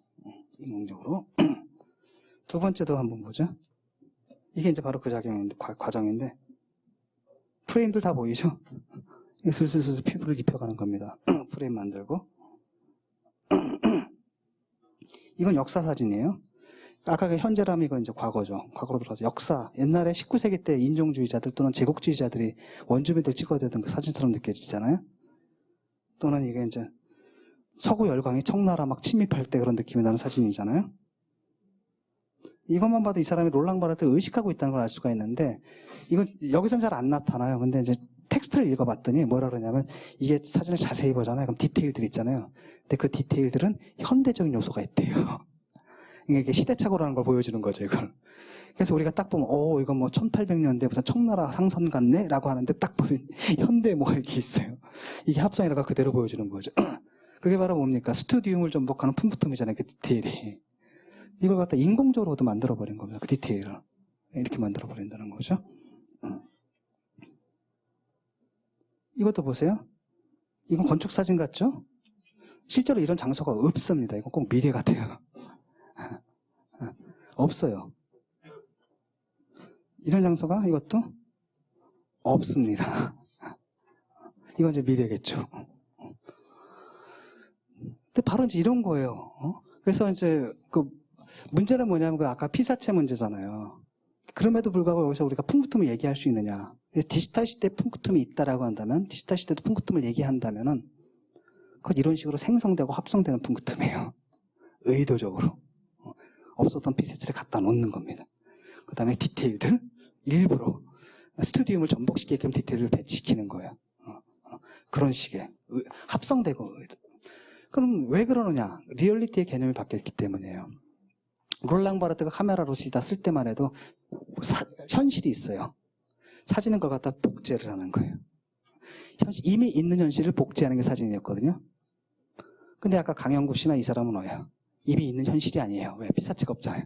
아직 없는 현실을, 아니 결코 없었던 현실을 있게 해요. 오늘날 리얼리티의 개념이 바뀌고 있거든요. 옛날 리얼리티 개념은 뭐였어요? 이미 있는 거예요. 우리한테 주어진 것이에요. 근데 이제 오늘날 우리 기술이 많이 발달했잖아요. 디지털 테크놀로지도 발달했고, 그다음에 나노, 뭐 이런 거. 우리가 오늘날 생물 종을 갖다 창조하고 있어요. 이제까지 존재하지는 나노 테크놀로지를 해서 이제까지 존재하지 않았던 물질을 새로 창조하고 있어요. 이미 1950년대 이후로는 뭡니까? 물질을 에너지로 전환해요. 원자력 이런 거. 이게 창세기적 기술이거든요. 이러다 보니까 리얼리티의 개념 자체가 달라지는 겁니다. 옛날에는 리얼리티는 인간이 있고 하나님이 주신 거예요. 인간에게 주어진 것이었다면 이제는 리얼리티 개념 자체가 인간에 의해서 인공적으로 합성되는 것. 인간에 의해서 인공적으로 생성되는 것이 리얼리티가 되거든요. 그러니까 이미지에서도 이렇게 딱 나타나는 거예요. 근데 이런 시대는 그렇기 때문에 그 풍부함이 이미 있었던 것에서 오는 게 아니라 뭐예요? 결코 없었던 것 또는 아직 없는 것에서 이렇게 딱 나오게 되는 그런 식의 이제 개념을 확장할 수도 있겠죠. 이게 정당한지는 모르겠어요. 근데 분명히 아까 이게 키스 커팅햄의 작품에도 뭔가 강렬함, 찌름은 있거든요. 근데 그게 성격이 바뀌어버렸다는 거죠. 그래서 이제 바로 이런 관점에서 모르겠습니다. 그러니까 롤랑 바르트적인 관점을 너무 그 개념, 롤랑 바르트가 제시한 그 개념을 그대로 유지할 경우에 사실은 아까도 말씀드렸듯이 창작자의 예술가 미학으로 쓸 수가 없고 수용자 미학으로도 참 쓰기가 참 힘들다는 거죠. 근데 약간 개념을 뭐랄까 완화시켜가지고 할 경우에는 이렇게 심지어는 피사체가 없는 아까 그러니까 사실은 이런 그림들은 뭐냐 사진으로 보이죠? 사실은 사진이 아니라 뭐예요? 성격이 회화예요. 이건 사실은 사진과 회화. 그러니까 미래에는 사진사와 화가가 구별이 사라질 겁니다. 이제 점점 사라질 거예요. 아까 보시죠. 화가들이 뭐처럼 그래요? 사진사처럼 그러잖아요. 반면에 이 사진사는 뭐예요? 화가처럼 없는 걸 갖다 늘 구별이 사라진다는 거죠. 바로 그런 의미에서 그 풍부tum이다라는 개념이 아날로그 시대 때 딱 이미 있는 것 그렇게 규정해 놓을 경우에는 너무 아깝다라는 거예요. 그게 그냥 풍부tum이라는 개념 자체가 풍부tum이 있어서 그냥 버리기에는 상당히 아까워서 약간 그 개념을 조금 완화시킬 경우에는 디지털에도 이렇게 사용될 수가 있겠고 그 다음 또 회화에도 적용시킬 수가 있을 겁니다. 그래서 제가 이제 바로 이 책에서 얘기했던 게 바로 그런 거란 겁니다. 너무 보편적 여러분들과 작품 사이에 이미 나와 있는 상투적인 해석, 보편적인 해석, 일반적 해석을 끼워 넣는 것. 그래서 거기서 끝나는 게 아니라 그걸 뛰어넘어서 아무도 던지지 않은 정말로 저 작품이 나한테 말을 걸어오는 걸 듣는 거. 제가 나를 터치 이렇게 툭 건드리잖아요. 자극을 주잖아요. 그것을 그대로 정직하게 응답하고 우리는 왜냐하면 근다 하더라도 그건 별로 안 중요하고 넘어가 버리잖아요. 그러지 않고 그걸 정직하게 응답하고 그걸 찾아가지고 막 자기 나름대로 생각하고 설명하려고 하고 이런 식의 이제 글쓰기를 촉구하는 거죠. 그래서 제가 쓴 거기 내온 책은 그 그림 해석의 정답이 아닙니다. 가능한 하나의 해석이 있겠고, 그다음에 거기 나오는 뭐 그림들이 뭐 객관적인 의미에서 걸작이다. 걸작도 물론 많이 있지만 또 상당수의 그림은 정말 이름도 아마 처음 들어봤을 겁니다. 전혀 알려지지 않은 작가들의 그림이고, 또 유명 작가다 하더라도 별로 이렇게 얘기되지 않은 그런 그림들이라는 거고, 또 그런 그림 중에서도 많은 경우에는 뭐 아주 작은 사람들이 언급하지 않던 디테일을 하는 것이고, 그래서 그건 사실 굉장히 저 개인적인 취향의 문제입니다. 저 개인이 소장하고 싶은 컬렉션이고, 제가 막 큐레이터다, 그래서 전시회를 하나 하고 12점을 갖고 와라 그러면 불러올 작품들, 이런 거라는 거죠. 그래서 여러분들도 그런 게 아니라 명화, 뭐 클래스 이런 게 아니라 여러분 나름의 컬렉션을 한번 만들어 보세요. 나 이런 데 관심이 있고 다다다다. 그다음 자기 나름대로 한번 해석을 한번 해보고, 그다음에 일부러 제가 이제 인터넷을 썼다 그랬잖아요. 다운로드 다 받을 수 있습니다. 웬만한 책들도. 책을 딱 다운로드 받으면 어떻게 되냐면 이게 페이지가 서너 페이지씩 없어요. 이렇게 보다. 복제를 방지하기 위해서인지. 그런데 한 10분의 1 정도는 없거든요. 근데 문제는 뭐냐면은 나머지 10분의 9만 있으면 대충 다 알아요. 문맥을 보면. 그 다음에 그 많은 경우 그 책 한 권이 다 필요한 건 아니거든요. 특정 부분이에요. 내가 찾는 특정 패러그래프거든요. 그것만 있으면 충분하기 때문에, 또 논문 다운로드 받는 것도 여러분들 친구나 뭐 또는 대학에 다니면은 대학 통해서 나가면, 대학 아이디 통해서 나가면 웬만한 연구소의 논문들 다운로드 받아요. 또 정 안 되는 경우에 이제 돈 주고 사는 수밖에 없는데 비싸더라고요. 그 뭐 한 20페이지짜리 논문 하나 다운받는데 2만 원을 내래요. 그러니까 20달러인가? 뭐 이렇게. 좀 아깝죠. 그런데 아이디 끼고 또 아마 국회 끼고 그러면 될 거예요. 국회 도서관 통해서 아마 웬만한 데 다 들어갈 거거든요. 논문들 온라인으로 다운로드 받을 수가 있습니다. 그래서 자료의 문제는 아닌 것 같아요. 열정의 문제예요. 그래서 오타쿠 있죠, 우리들. 미술의 오타쿠처럼 남들이 뭐라고 하든 난 여기 꽂혔고 난 이게 궁금해. 그냥 막 파고드는 그런 오타쿠들이 많이 늘어나면은 우리나라에서 왜 적어도 인터넷상에서 클릭해가지고 보는 그림들의 얘기가 천편일률적이지 않고 굉장히 다양하고 풍부해지지 않을까, 저는 그렇게 생각합니다. 감사합니다.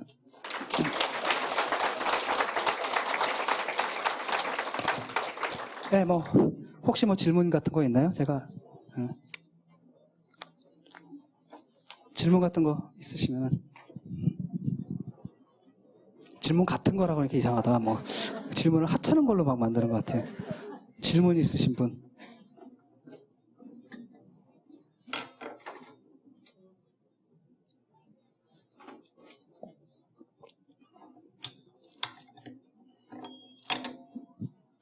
한 분도 없어요? 아니, 이제까지 강의가 뭐냐면 질문을 던지자고. 예. 예, 강연 잘 들었습니다.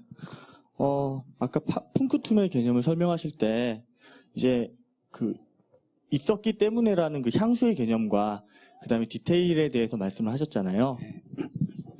그래가지고 제가 그 이야기를 들으면서 느꼈던 게 요즘 이제 최근 한 몇 년 사이에 불고 있는 그 아날로그 카메라 사진의 그런 열풍이 생각이 났거든요. 특히나 로모 카메라라고 해서 그 좀 독특한 사진 효과도 내면서 좀 이렇게 노스텔지어를 많이 자아내는 사진기가 있어요.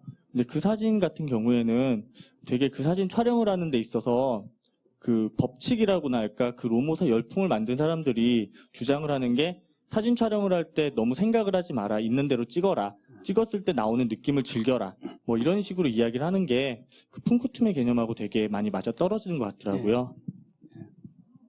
그래서 제가 이제 좀 궁금한 거는, 그런 이제 갑작스럽게 이렇게 아날로그 사진기에 대한 노스텔지어랄까, 요즘 이렇게 들고 있는 그 아날로그 사진의 붐이 좀 미학적으로 어떻게 좀 이렇게 해석을 하고 이해를 할 수 있을지에 대해서 궁금합니다. 예. 옛날에 모더니스트다라고 한다면 그건 반동이다라고 얘기했겠죠. 과거로 돌아가는 거니까. 근데 적어도 포스트 모던 이후에는 이제 그런 개념은 없어졌거든요. 그냥 막 써요. 미래로 갔다가 과거로 갔다. 여러분들 이제 포스트 모던 계열의 건축들 딱 보면은 아주 초현대식 건물에 갑자기 그리스식 박공이 딱 와 있다든지 이런 거거든요. 그런 식의 그 언어 선택, 모더니스트는 모든 게 다 허용되지만 과거로 돌아가는 것만큼은 허용이 안 됐잖아요. 타부였거든요. 근데 이제 사람들이 이제 질문하는 겁니다. 아니, 모든 게 다 허용되는데 왜 과거로 돌아가는 건 왜 허용을 안 돼? 과거로 좀 돌아가면 안 돼? 이렇게 되면 이제 포스트 모던으로 확 넘어가는 거예요. 가지고 절충주의 내지는 혼합주의가 막 생기는 겁니다. 그렇기 때문에 이제 아날로그 열풍이다라고 아마 이제 전형적인 모더니스트들 같으면은 그거는 과거로 돌아가는 반동이야 막 이렇게 얘기를 했지만 그런 분위기는 아닌 것 같고, 하지만 그건 아마도 말씀드렸듯이 노스탈직한 거고 또 보편적인 현상이 되긴 힘들 거예요. 왜냐, CD 나오기 전에도 그거 있었어요. 굳이 그냥 LP만 듣는 사람들. 그랬었거든요. 그 다음에 LP 나올 땐 뭐라 그러느냐. 굳이 원본만 듣는 사람들이 있었어요. 아도르노 같은 사람은 LP로 듣는 거, 복제로 듣는 건 진짜 듣기가 아니다. 왜? 음악을 듣는다는 건 똑같은 연주다 하더라도 오늘 듣는 거하고 내일 듣는 게 다르고 이 사람 연주하는 거 저 사람 연주하는 거 이 사람 지휘하는 거 저 사람 지휘하는 거 같은 연주자와 같은 지휘자다 하더라도 오늘과 내일이 또 다른데 늘 긴장하면서 듣는 거다. 요 온 다음에 어떻게 이어질까? 그래서 그게 기대한 게 충족되고 좌절되고 이런 노래를 통해서 이거야 진짜 듣는 건데 LP는 맨날 똑같지 않냐. 그래가지고 그걸 고집하는 사람들이 있고. 근데 이제 LP마저도 이제 원본이 됐어요. 그래서 비가 칭 내리는 소리가 이렇게 섞여 있어야 이게 진짜 음악이지. CD 들어가고. 그와 마찬가지일 거예요. 카메라에서도 이제 그런 취향들이, 보고적 취향들이 있는 건데, 나는 그 자체도 하나의 훌륭한 취향이라고 생각을 해요. 또 사진 찍기가 모르겠습니다. 디지털 시대다 하더라도 사진이 주는 건 역시 그 피사체가 있었다라는 거거든요. CG가 과연 그 정도의 감동을 줄 수 있을까? 이런 거 좀 회의스럽거든요. 그렇기 때문에 사진이 아날로그에서 디지털로 변했다 하더라도 모든 게 정말 뭐 킹콩과 뭐 주라식 파괴라는 거 공룡 이런 걸 막 만들거나 이러지는 않을 거라는 겁니다. 그럼에도 불구하고 확실한 건 뭐냐면은 그 아날로그적인 뭐랄까 리얼리티에 대한 감각 있잖아요. 왜? 있었던 걸 증명한다. 이런 건 사라질 거예요. 옛날에는 그렇잖아요. 결정적 순간을 기다리잖아요. 까티의 브루스윙인가 막. 이제는 그냥 합성해요. 안 기다립니다. 예컨대 새가 뭐 통통통 물을 차고 날아가면 이렇게 원이 생기잖아요. 그 다음에 이제 산자락엔 다 고즈넉하게 안개가 깔려 있어야 되는데 새가 통통통 칠 때는 안개가 없어요. 근데 안개가 깔렸는데 새는 안 날아와요. 근데 두 개를 찍어서 합성하는 거 이런 것도 일반화된다라는 거예요. 이런 것들이 그게 또 허용이 돼요. 이게 옛날 같으면 난리가 났는데 사진에 대한 개념 자체가 달라진다는 겁니다. 여러분들 한번 생각해 보세요. 아주 원박하게 대중문화에서도 마찬가지입니다. 옛날에 그 사극할 때 고증했잖아요. 복장. 요즘 고증해야 하네요. 안 해요. 고구려무사 복장, 뭐 신라무사 복장. 그게 무덤에서 나온 게 아닙니다. 어디서 나왔어요? 과거에서 온 게 아니라 미래에서 왔어요. 컴퓨터 게임에서 나와요. 근데 사람들이 그걸 허용한다라는 거죠. 허경영 신드롬도 바로 그런 거예요. 지금도 보면 그 낡은 사고방식 가지고 허경영 사기꾼 뭐 이러고 있잖아요. SBS. 근데 젊은이들은 걔가 사기꾼이라는 거 몰라서 속아가지고 혹세무민 뭐 이런 게 아니라는 거예요. 알아요 다. 알면서 즐기는 거거든요. 그거를 즐기는 겁니다. 그러니까 허경영이 정말 정치 흉내를 내는 개그맨이다 그러면 인기 없어요. 그 다음에 그냥 개그만 한다 인기 없습니다. 이 대선 출마도 하고 공중부양도 하니까 이게 두 개 같이 하니까 허경영 이런다란 말이죠. 그게 바로 뭐냐면 그게 뒤섞여 버리는 거 있잖아요. 그걸 파타피지컬한 상태라고 하거든요. 그 다음에 그런 걸 파타포라 그래요. 그러니까 쉽게 말하면 이런 거예요. 여러분들 전투가 있죠. 현실의 전투가 현실 리얼리티예요. 현실의 전투를 시뮬레이션한 게 있어요. 가상. 그게 바로 체스하고 장기예요. 근데 파타피지컬한 상태는 뭐냐? 섞여버려요. 그러니까 쉽게 말하면 장기판 위에서 병사들이 총싸움을 하는 상태. 파타피지컬이고 또 그런 걸 메타포가 아니라 파타포라 그러거든요.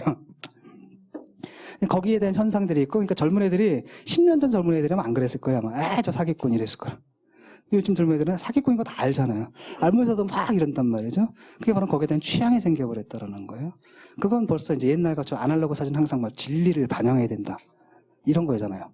근데 그게 벌써 무너지고 있다는 겁니다.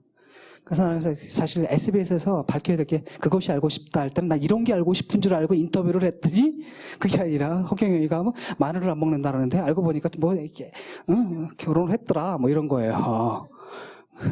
그러니까 황당하다는 그 틀 자체가 얼마나 보수적이냐라는 거예요. 그렇죠?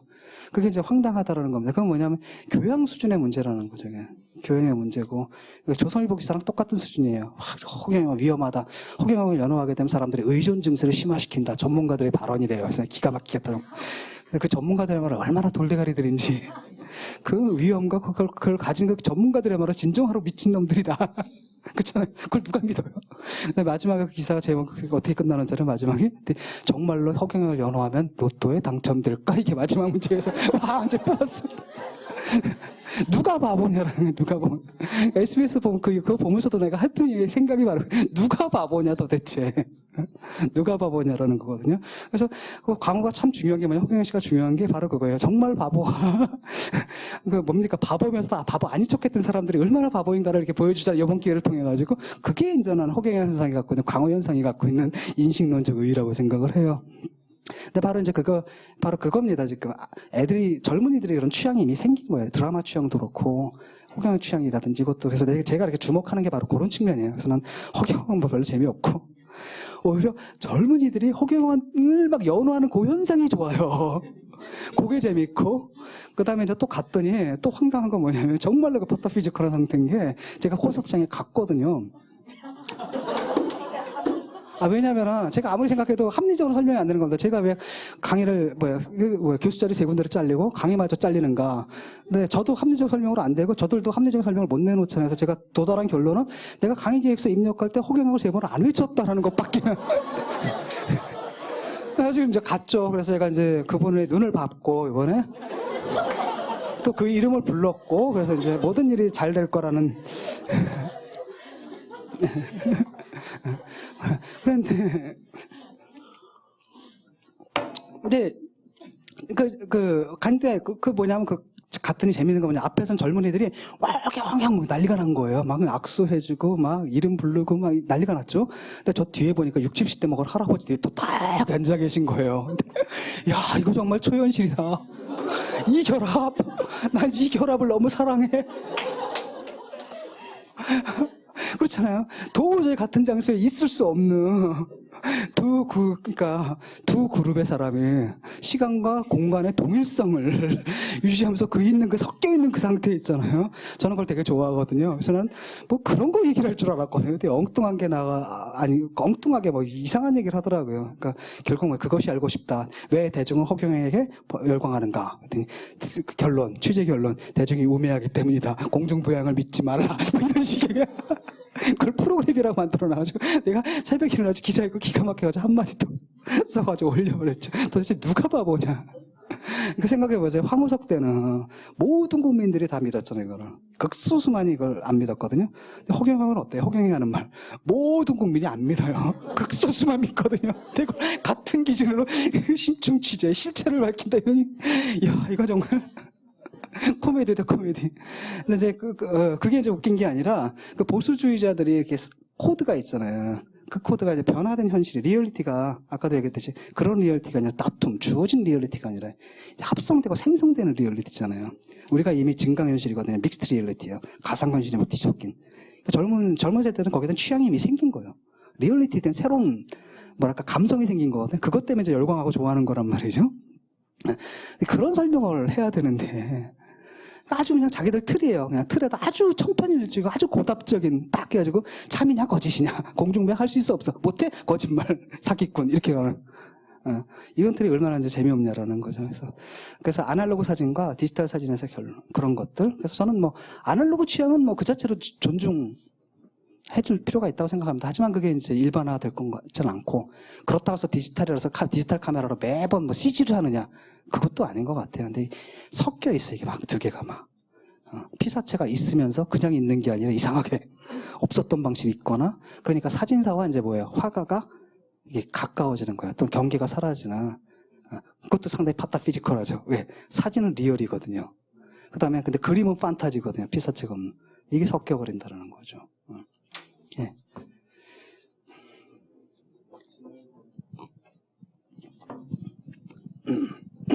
네, 너무 잘 들었고요. 진심입니다. 그리고 이렇게 자기식대로 생각하라고 말씀하셨으니까 제가 좀 그 불의성이 결정적 순간이라는 작품집부터 내고, 사실은 그것을 보기 전까지는 지금 펑크툼에 대해서 열심히 말씀해 주셨는데 있었음을 굉장히 전제로 하셔서 뭐 그것을 주는 감동에 대해서 많이 말씀해 주셨습니다. 그런데 사실 제가 그 작품집을 보기 전에는 그게 있었는지도 몰랐고, 그리고 그러니까 우리나라에서 뭐 동아일보사 기자님이 해서 그때 그 사건이라는 작품집도 있지 않습니까? 사실 제가 71년생인데 그 전에는 그런 게 있는지조차 몰랐습니다. 그러니까 있었음을 전제로 하지 않고서도 사실은 아까 그 일본 작가의 그 아침 출근 뭐 이런 쯤이 될 텐데, 아무튼 출근하는 장면이에요, 저게? 네, 그러니까 제 기억으로는 그렇습니다. 제 기억으로는 그런데, 그러니까 그런 것들이 사실 있었음에 대한 문제가 아니라 내 안에 무엇으로 해석됨의 문제가 아닌가. 그러니까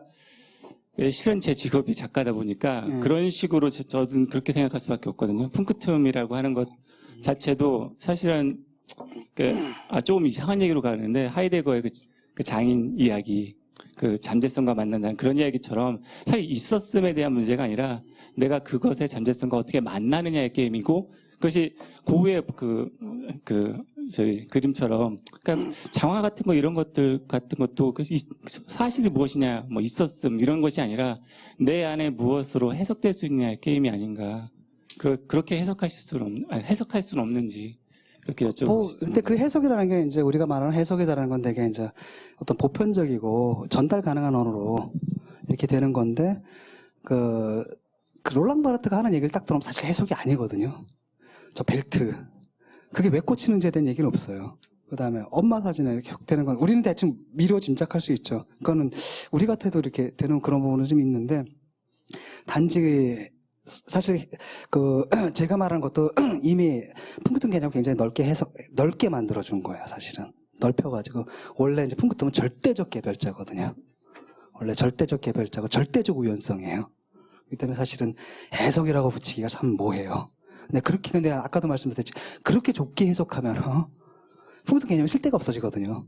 굉장히 트리비얼해져요. 나만 느끼는 거예요. 이러면 트리비얼하잖아요. 사소해지잖아요. 그렇기 때문에 거기서 좀 하다 보면 뭐 이렇게 넓혀서 해석이라고 하는데 그때 그 해석은 이제 수잔 손탁이 반대하는 그 해석이 아니라 수잔 손탁이 반대하는 건 특정한 해석을 특권화하는 거. 해석하기다라는 게 하나의 옳은 해석이 있다 또는 여러 가지 해석 중에서 그 중에 가장 적절한 해석은 또 하나가 있다 이런 기준을 암암리에 전제하거든요. 해석의 다양성을 인정한다 할지라도. 근데 꼭 그게 아니라 그냥 질적으로 다른 해석들도 있지 않느냐 그런 의미에서 해석이다라고 한다면 저는 동의하는 거고 제가 하는 말하고 거의 같은 얘기를 하는 거예요. 네. 네. 네.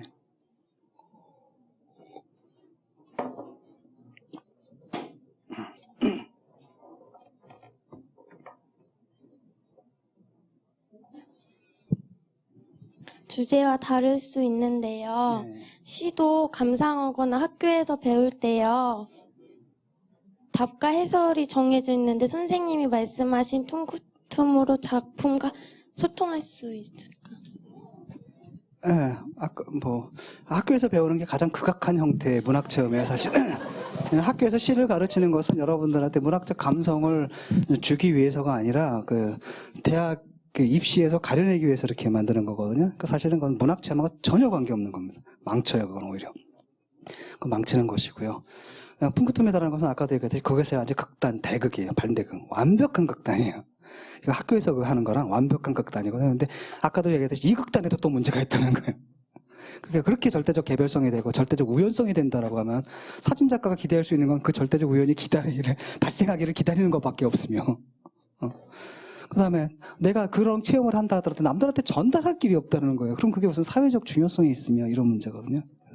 약간 이 두 극단이 아닌 그 중간. 근데 하지만 저는 이제 풍크툼처럼 굉장히 땡겨서 가능한 한 개별적이고 굉장히 독창적이고 가능한 한 개성적인 그런 해석을 하는 건. 그러니까 거기 보면 나오죠. 주제 1번, 2번. 한용운 씨, 님 중에서, 다음 중에서 님이 가르치는 게 아닌 것은 1번 사랑하는 님, 2번 조국, 3번 부처님, 4번 옆집 순이 엄마, 뭐 이런 거. 이런 거잖아요. 그렇죠? 그걸 문학 체험이라고 가르치고 있으니. 그건 아주 극단적인 경우예요. 그러니까 풍크tum을 왜 얘기했는지 아시겠죠? 오히려 이런 걸 보면. 사실은 꼭 학교만이 아니라 대부분의 문학이론이 저런 게 아니냐, 예술이론이라는 게. 이러니까 이제 아주 반대 극단으로 가서 아주 개별적이어야 된다. 전달도 불가능해야 된다.까지 얘기해버리는 거죠. 예. 대답이 됐는지 모르겠어요. 예. 예, 그리고 이제 마지막으로 질문 한 번만 더 받으시고요. 그러고 나서 이제 진용원 교수님 간단하게 사인회 포함해서 그 포토타임 잠깐 갖도록 하겠습니다. 예, 요분하고요. 요분하고 요분 손 드셨으니까 두 분만 두 분만 간단하게 받도록 하겠습니다. 예.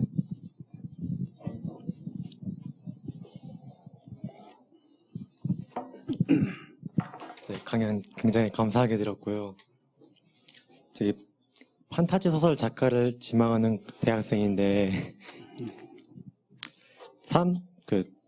국내에서 판타지라는 장르에 대해서 굉장히 인식이 안 좋거든요. 그러니까 판타지 소설을 쓴다거나 본다거나 하면은 뭐 그딴 걸 보냐고 그런 식으로. 예. 근데 대체 그런 그 낮은 인식의 근원이 뭔지 그것이 궁금하달까? 그게 바로 그 이유예요. 옛날 리얼리즘이거든요. 그러니까 소설도 현실에 반영해야 된다는 거예요. 근데 판타지는 근데 현실에 반영이 아니잖아요. 그러니까 이게 공상이다, 이렇게 몽상이다 이렇게 돼버리는 거죠.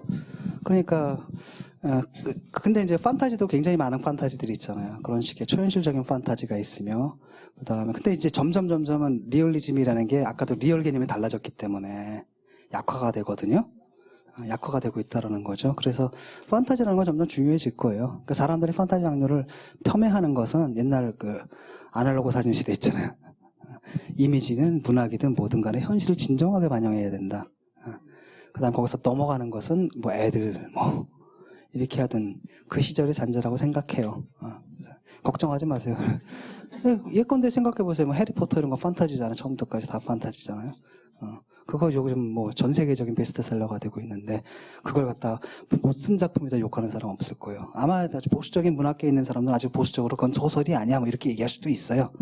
또는 규현이가 쓰는 건 소설이 아니야 뭐 이렇게 얘기할 수도 있지만은 뭐 글쎄요. 그거는 판타지에 대해서 이렇게 경멸하는 것은 옛날 그 습속이죠. 그 판타지 소설이가 다 어떤 작품은 잘된 작품이 있고 어떤 작품 못된 작품이 있는 거예요. 리얼리즘 소설도 어떤 거 정말 잘된 작품이 있는가 하면 정말 어떤 건 봐주기 민망한 작품도 있고 그런 거지. 그걸 뭐 이건 좋고 저건 이런 장르는 없다고 생각합니다. 그리고 여기 앞에 네, 강의 잘 들었습니다. 원래는 허경영 신드롬에 대해서 질문을 좀 하고 싶었는데 강의 중에 답이 다 된 것 같고요. 좀 개인적인 질문입니다.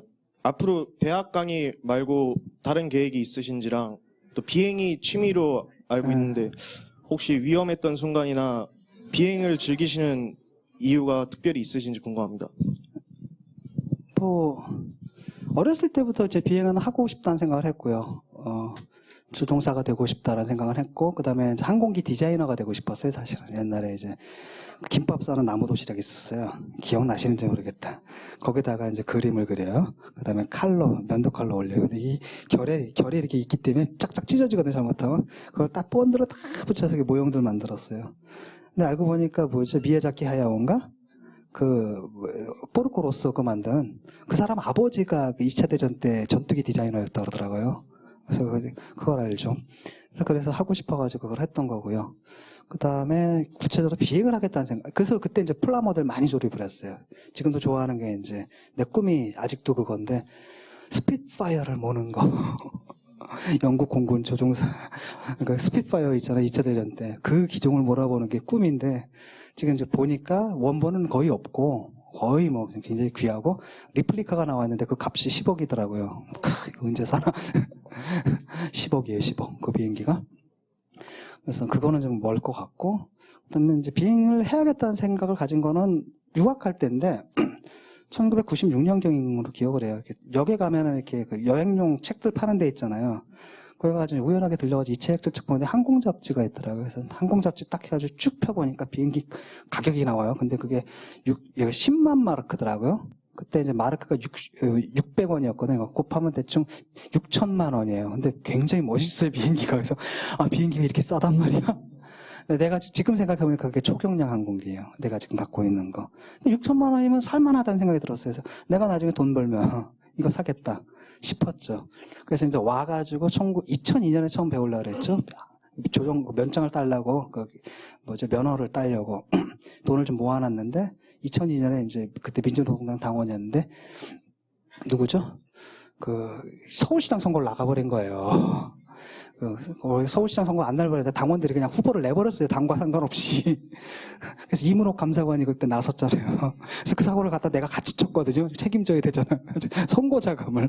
그게 공보물, 우리가 선거 운동하기 전에 1억 5천인가가 필요해요. 근데 공보물 나가는 게 600만 가구, 몇백만 가구 나가잖아요. 그거 어떻게 해요? 그래서 보급 투쟁하느라고 그냥 모아놨던 거 다 거기다 꽂아봤고, 그 다음에 이제, 분하다. 오늘 이번에 내가 후퇴하지 뭐 언젠가 내가 꼭 하리라. 그랬다가 이제 SBS 방송 진행했잖아요. 그때 그거 괜찮거든요.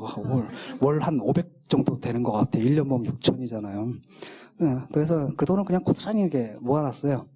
그 다음에 이제 그 방송 딱 1년 끝나자마자 바로 비행기 등록해서 배우고 그냥 그 돈으로 비행기를 질러버렸죠. 왜냐, 지를 때는 과감하게 질러야 돼요. 여행 같은 거 있잖아요. 여러분 재면 절대 못합니다. 되게 시간하고 비용이잖아요. 그거 생각하면 안 돼요. 일단 저질러 놓고 6개월 후에 보세요. 그럼 이상하게 모든 문제가 다 해결돼 있어요. 이상하게. 그래서 일단 이건 저질러야 된다. 그래서 이제 그때 저질렀고, 대학의 강의는 모르겠어요. 이제 좀 쉬어야 될 것 같아요. 이 땅에 좀 점점 살기 힘들어지거든요. 워낙 이렇게 다가오는 것들이 너무 많아가지고 더 있다간 정신 건강에 좀 안 좋을 것 같아요. 그다음에 주변 사람들도 피곤해지고 결국 이제 망명 비슷하게 나갈 건데, 그래서 지금 당장은 뭐냐면 필리핀 가가지고 세스나 면장을 달라 그래요. 요즘 이제 고도에 대한 취향이 생겼거든요. 그냥 초경량 딱 타면 기껏해요 1000피트. 내가 제일 높이 올라간 게 2500피트. 뭐 구름 속에 들어가긴 했지만. 그런데 역시 미란길 딱 타니까 이 고도 여기에 대한 취향이 또 생기더라고요. 그래가지고 세스나는 돼야겠다 최소한. 그래서 그걸 배우면 이제 공항에 관제 받으면서 내려가거든요. 그러니까 공항 관제탑하고 교신도 해야 되고, 그 다음에 이제 계기 비행, 야간 비행이나 또는 악천후 속에서도 비행하는 거 있잖아요. 그러려면 계기 비행해야 되니까 그런 면장들 따는 게 낫겠다. 그다음에 최근에 다시 이제 목표를 세운 게 뭐냐면, 내가 좋아하는 이제 비행기가 있어요. 그 급으로. 그게 뭐냐면은 이제 시루스 SR-22라는 비행기인데, 나중에 알고 보니까 그게 안젤리나 졸리가 그 비행기를 타고 다니더라. 그게 옵션 딱 기본 옵션만 있는 게 대충 그게 4억 조금 넘거든요. 그랬는데 이제 딱 보니까 2000시간 탄 건 2억짜리도 나왔어요, 중고가. 그거 있는데, 나중에 내가 있는 비행기 좀 팔고, 그다음에 아파트 좀 팔고 그러면 이제 사서 그걸 타고 그런 걸 해보고 싶어요. 남미 있잖아요. 저쪽 알래스카부터 쭉 해서 북미, 중미, 남미로 쫙 하는 그런 여행 한번, 또는 아프리카 대륙 쭉 위에서부터 아래까지 한다라든지, 그걸 한번 꼭 할 겁니다. 그걸. 예, 사실 가르치는 건 재미없고요. 그다음에 이제 상업용 면장, 그걸 모르겠어요. 지금 될지 안 될지 모르는데 나이가 많아가지고 상업용 면장을 딱 따서 이렇게 필리핀에서 딸 건데, 비행기 배우는 값은 똑같아요. 어디나. 필리핀도 그렇게 싸진 않더라고요. 근데 뭐냐면 체류비가 싸요, 필리핀은. 체류비가 싸니까 거기서 이제 상업용 면장 딱 따면 그걸로 비행으로 돈을 벌어도 되는 면장이에요. 그게 이제. 그전에는 다 무료로 돈을 벌면 안 돼요. 그걸 딱 딴 다음에 보면은 이렇게 가서 이렇게 교관 같은 거 안 시켜주나 이렇게 눌러봐서 아니면 그 에어택시 있잖아요. 왜? 에어택시니까 딱 아파트 팔고 말해가지고 딱 그 4인용 비행기를 하나 사서 이렇게 필리핀의 섬과 섬 사이에 이렇게 우리 세상은 꿈이에요. 근데 현실은 녹록하지가 않겠죠. 어쨌든 가가지고 분위기를 한번 째려보려고요. 가능하면은 그냥 직업을 아예 바꿔버릴까. 재미없어요. 이렇게 애들 가르치고 이러는 거 사실은. 그렇습니다. 네, 수고들 많으셨고요. 네, 열심히 들어주셔서 감사합니다.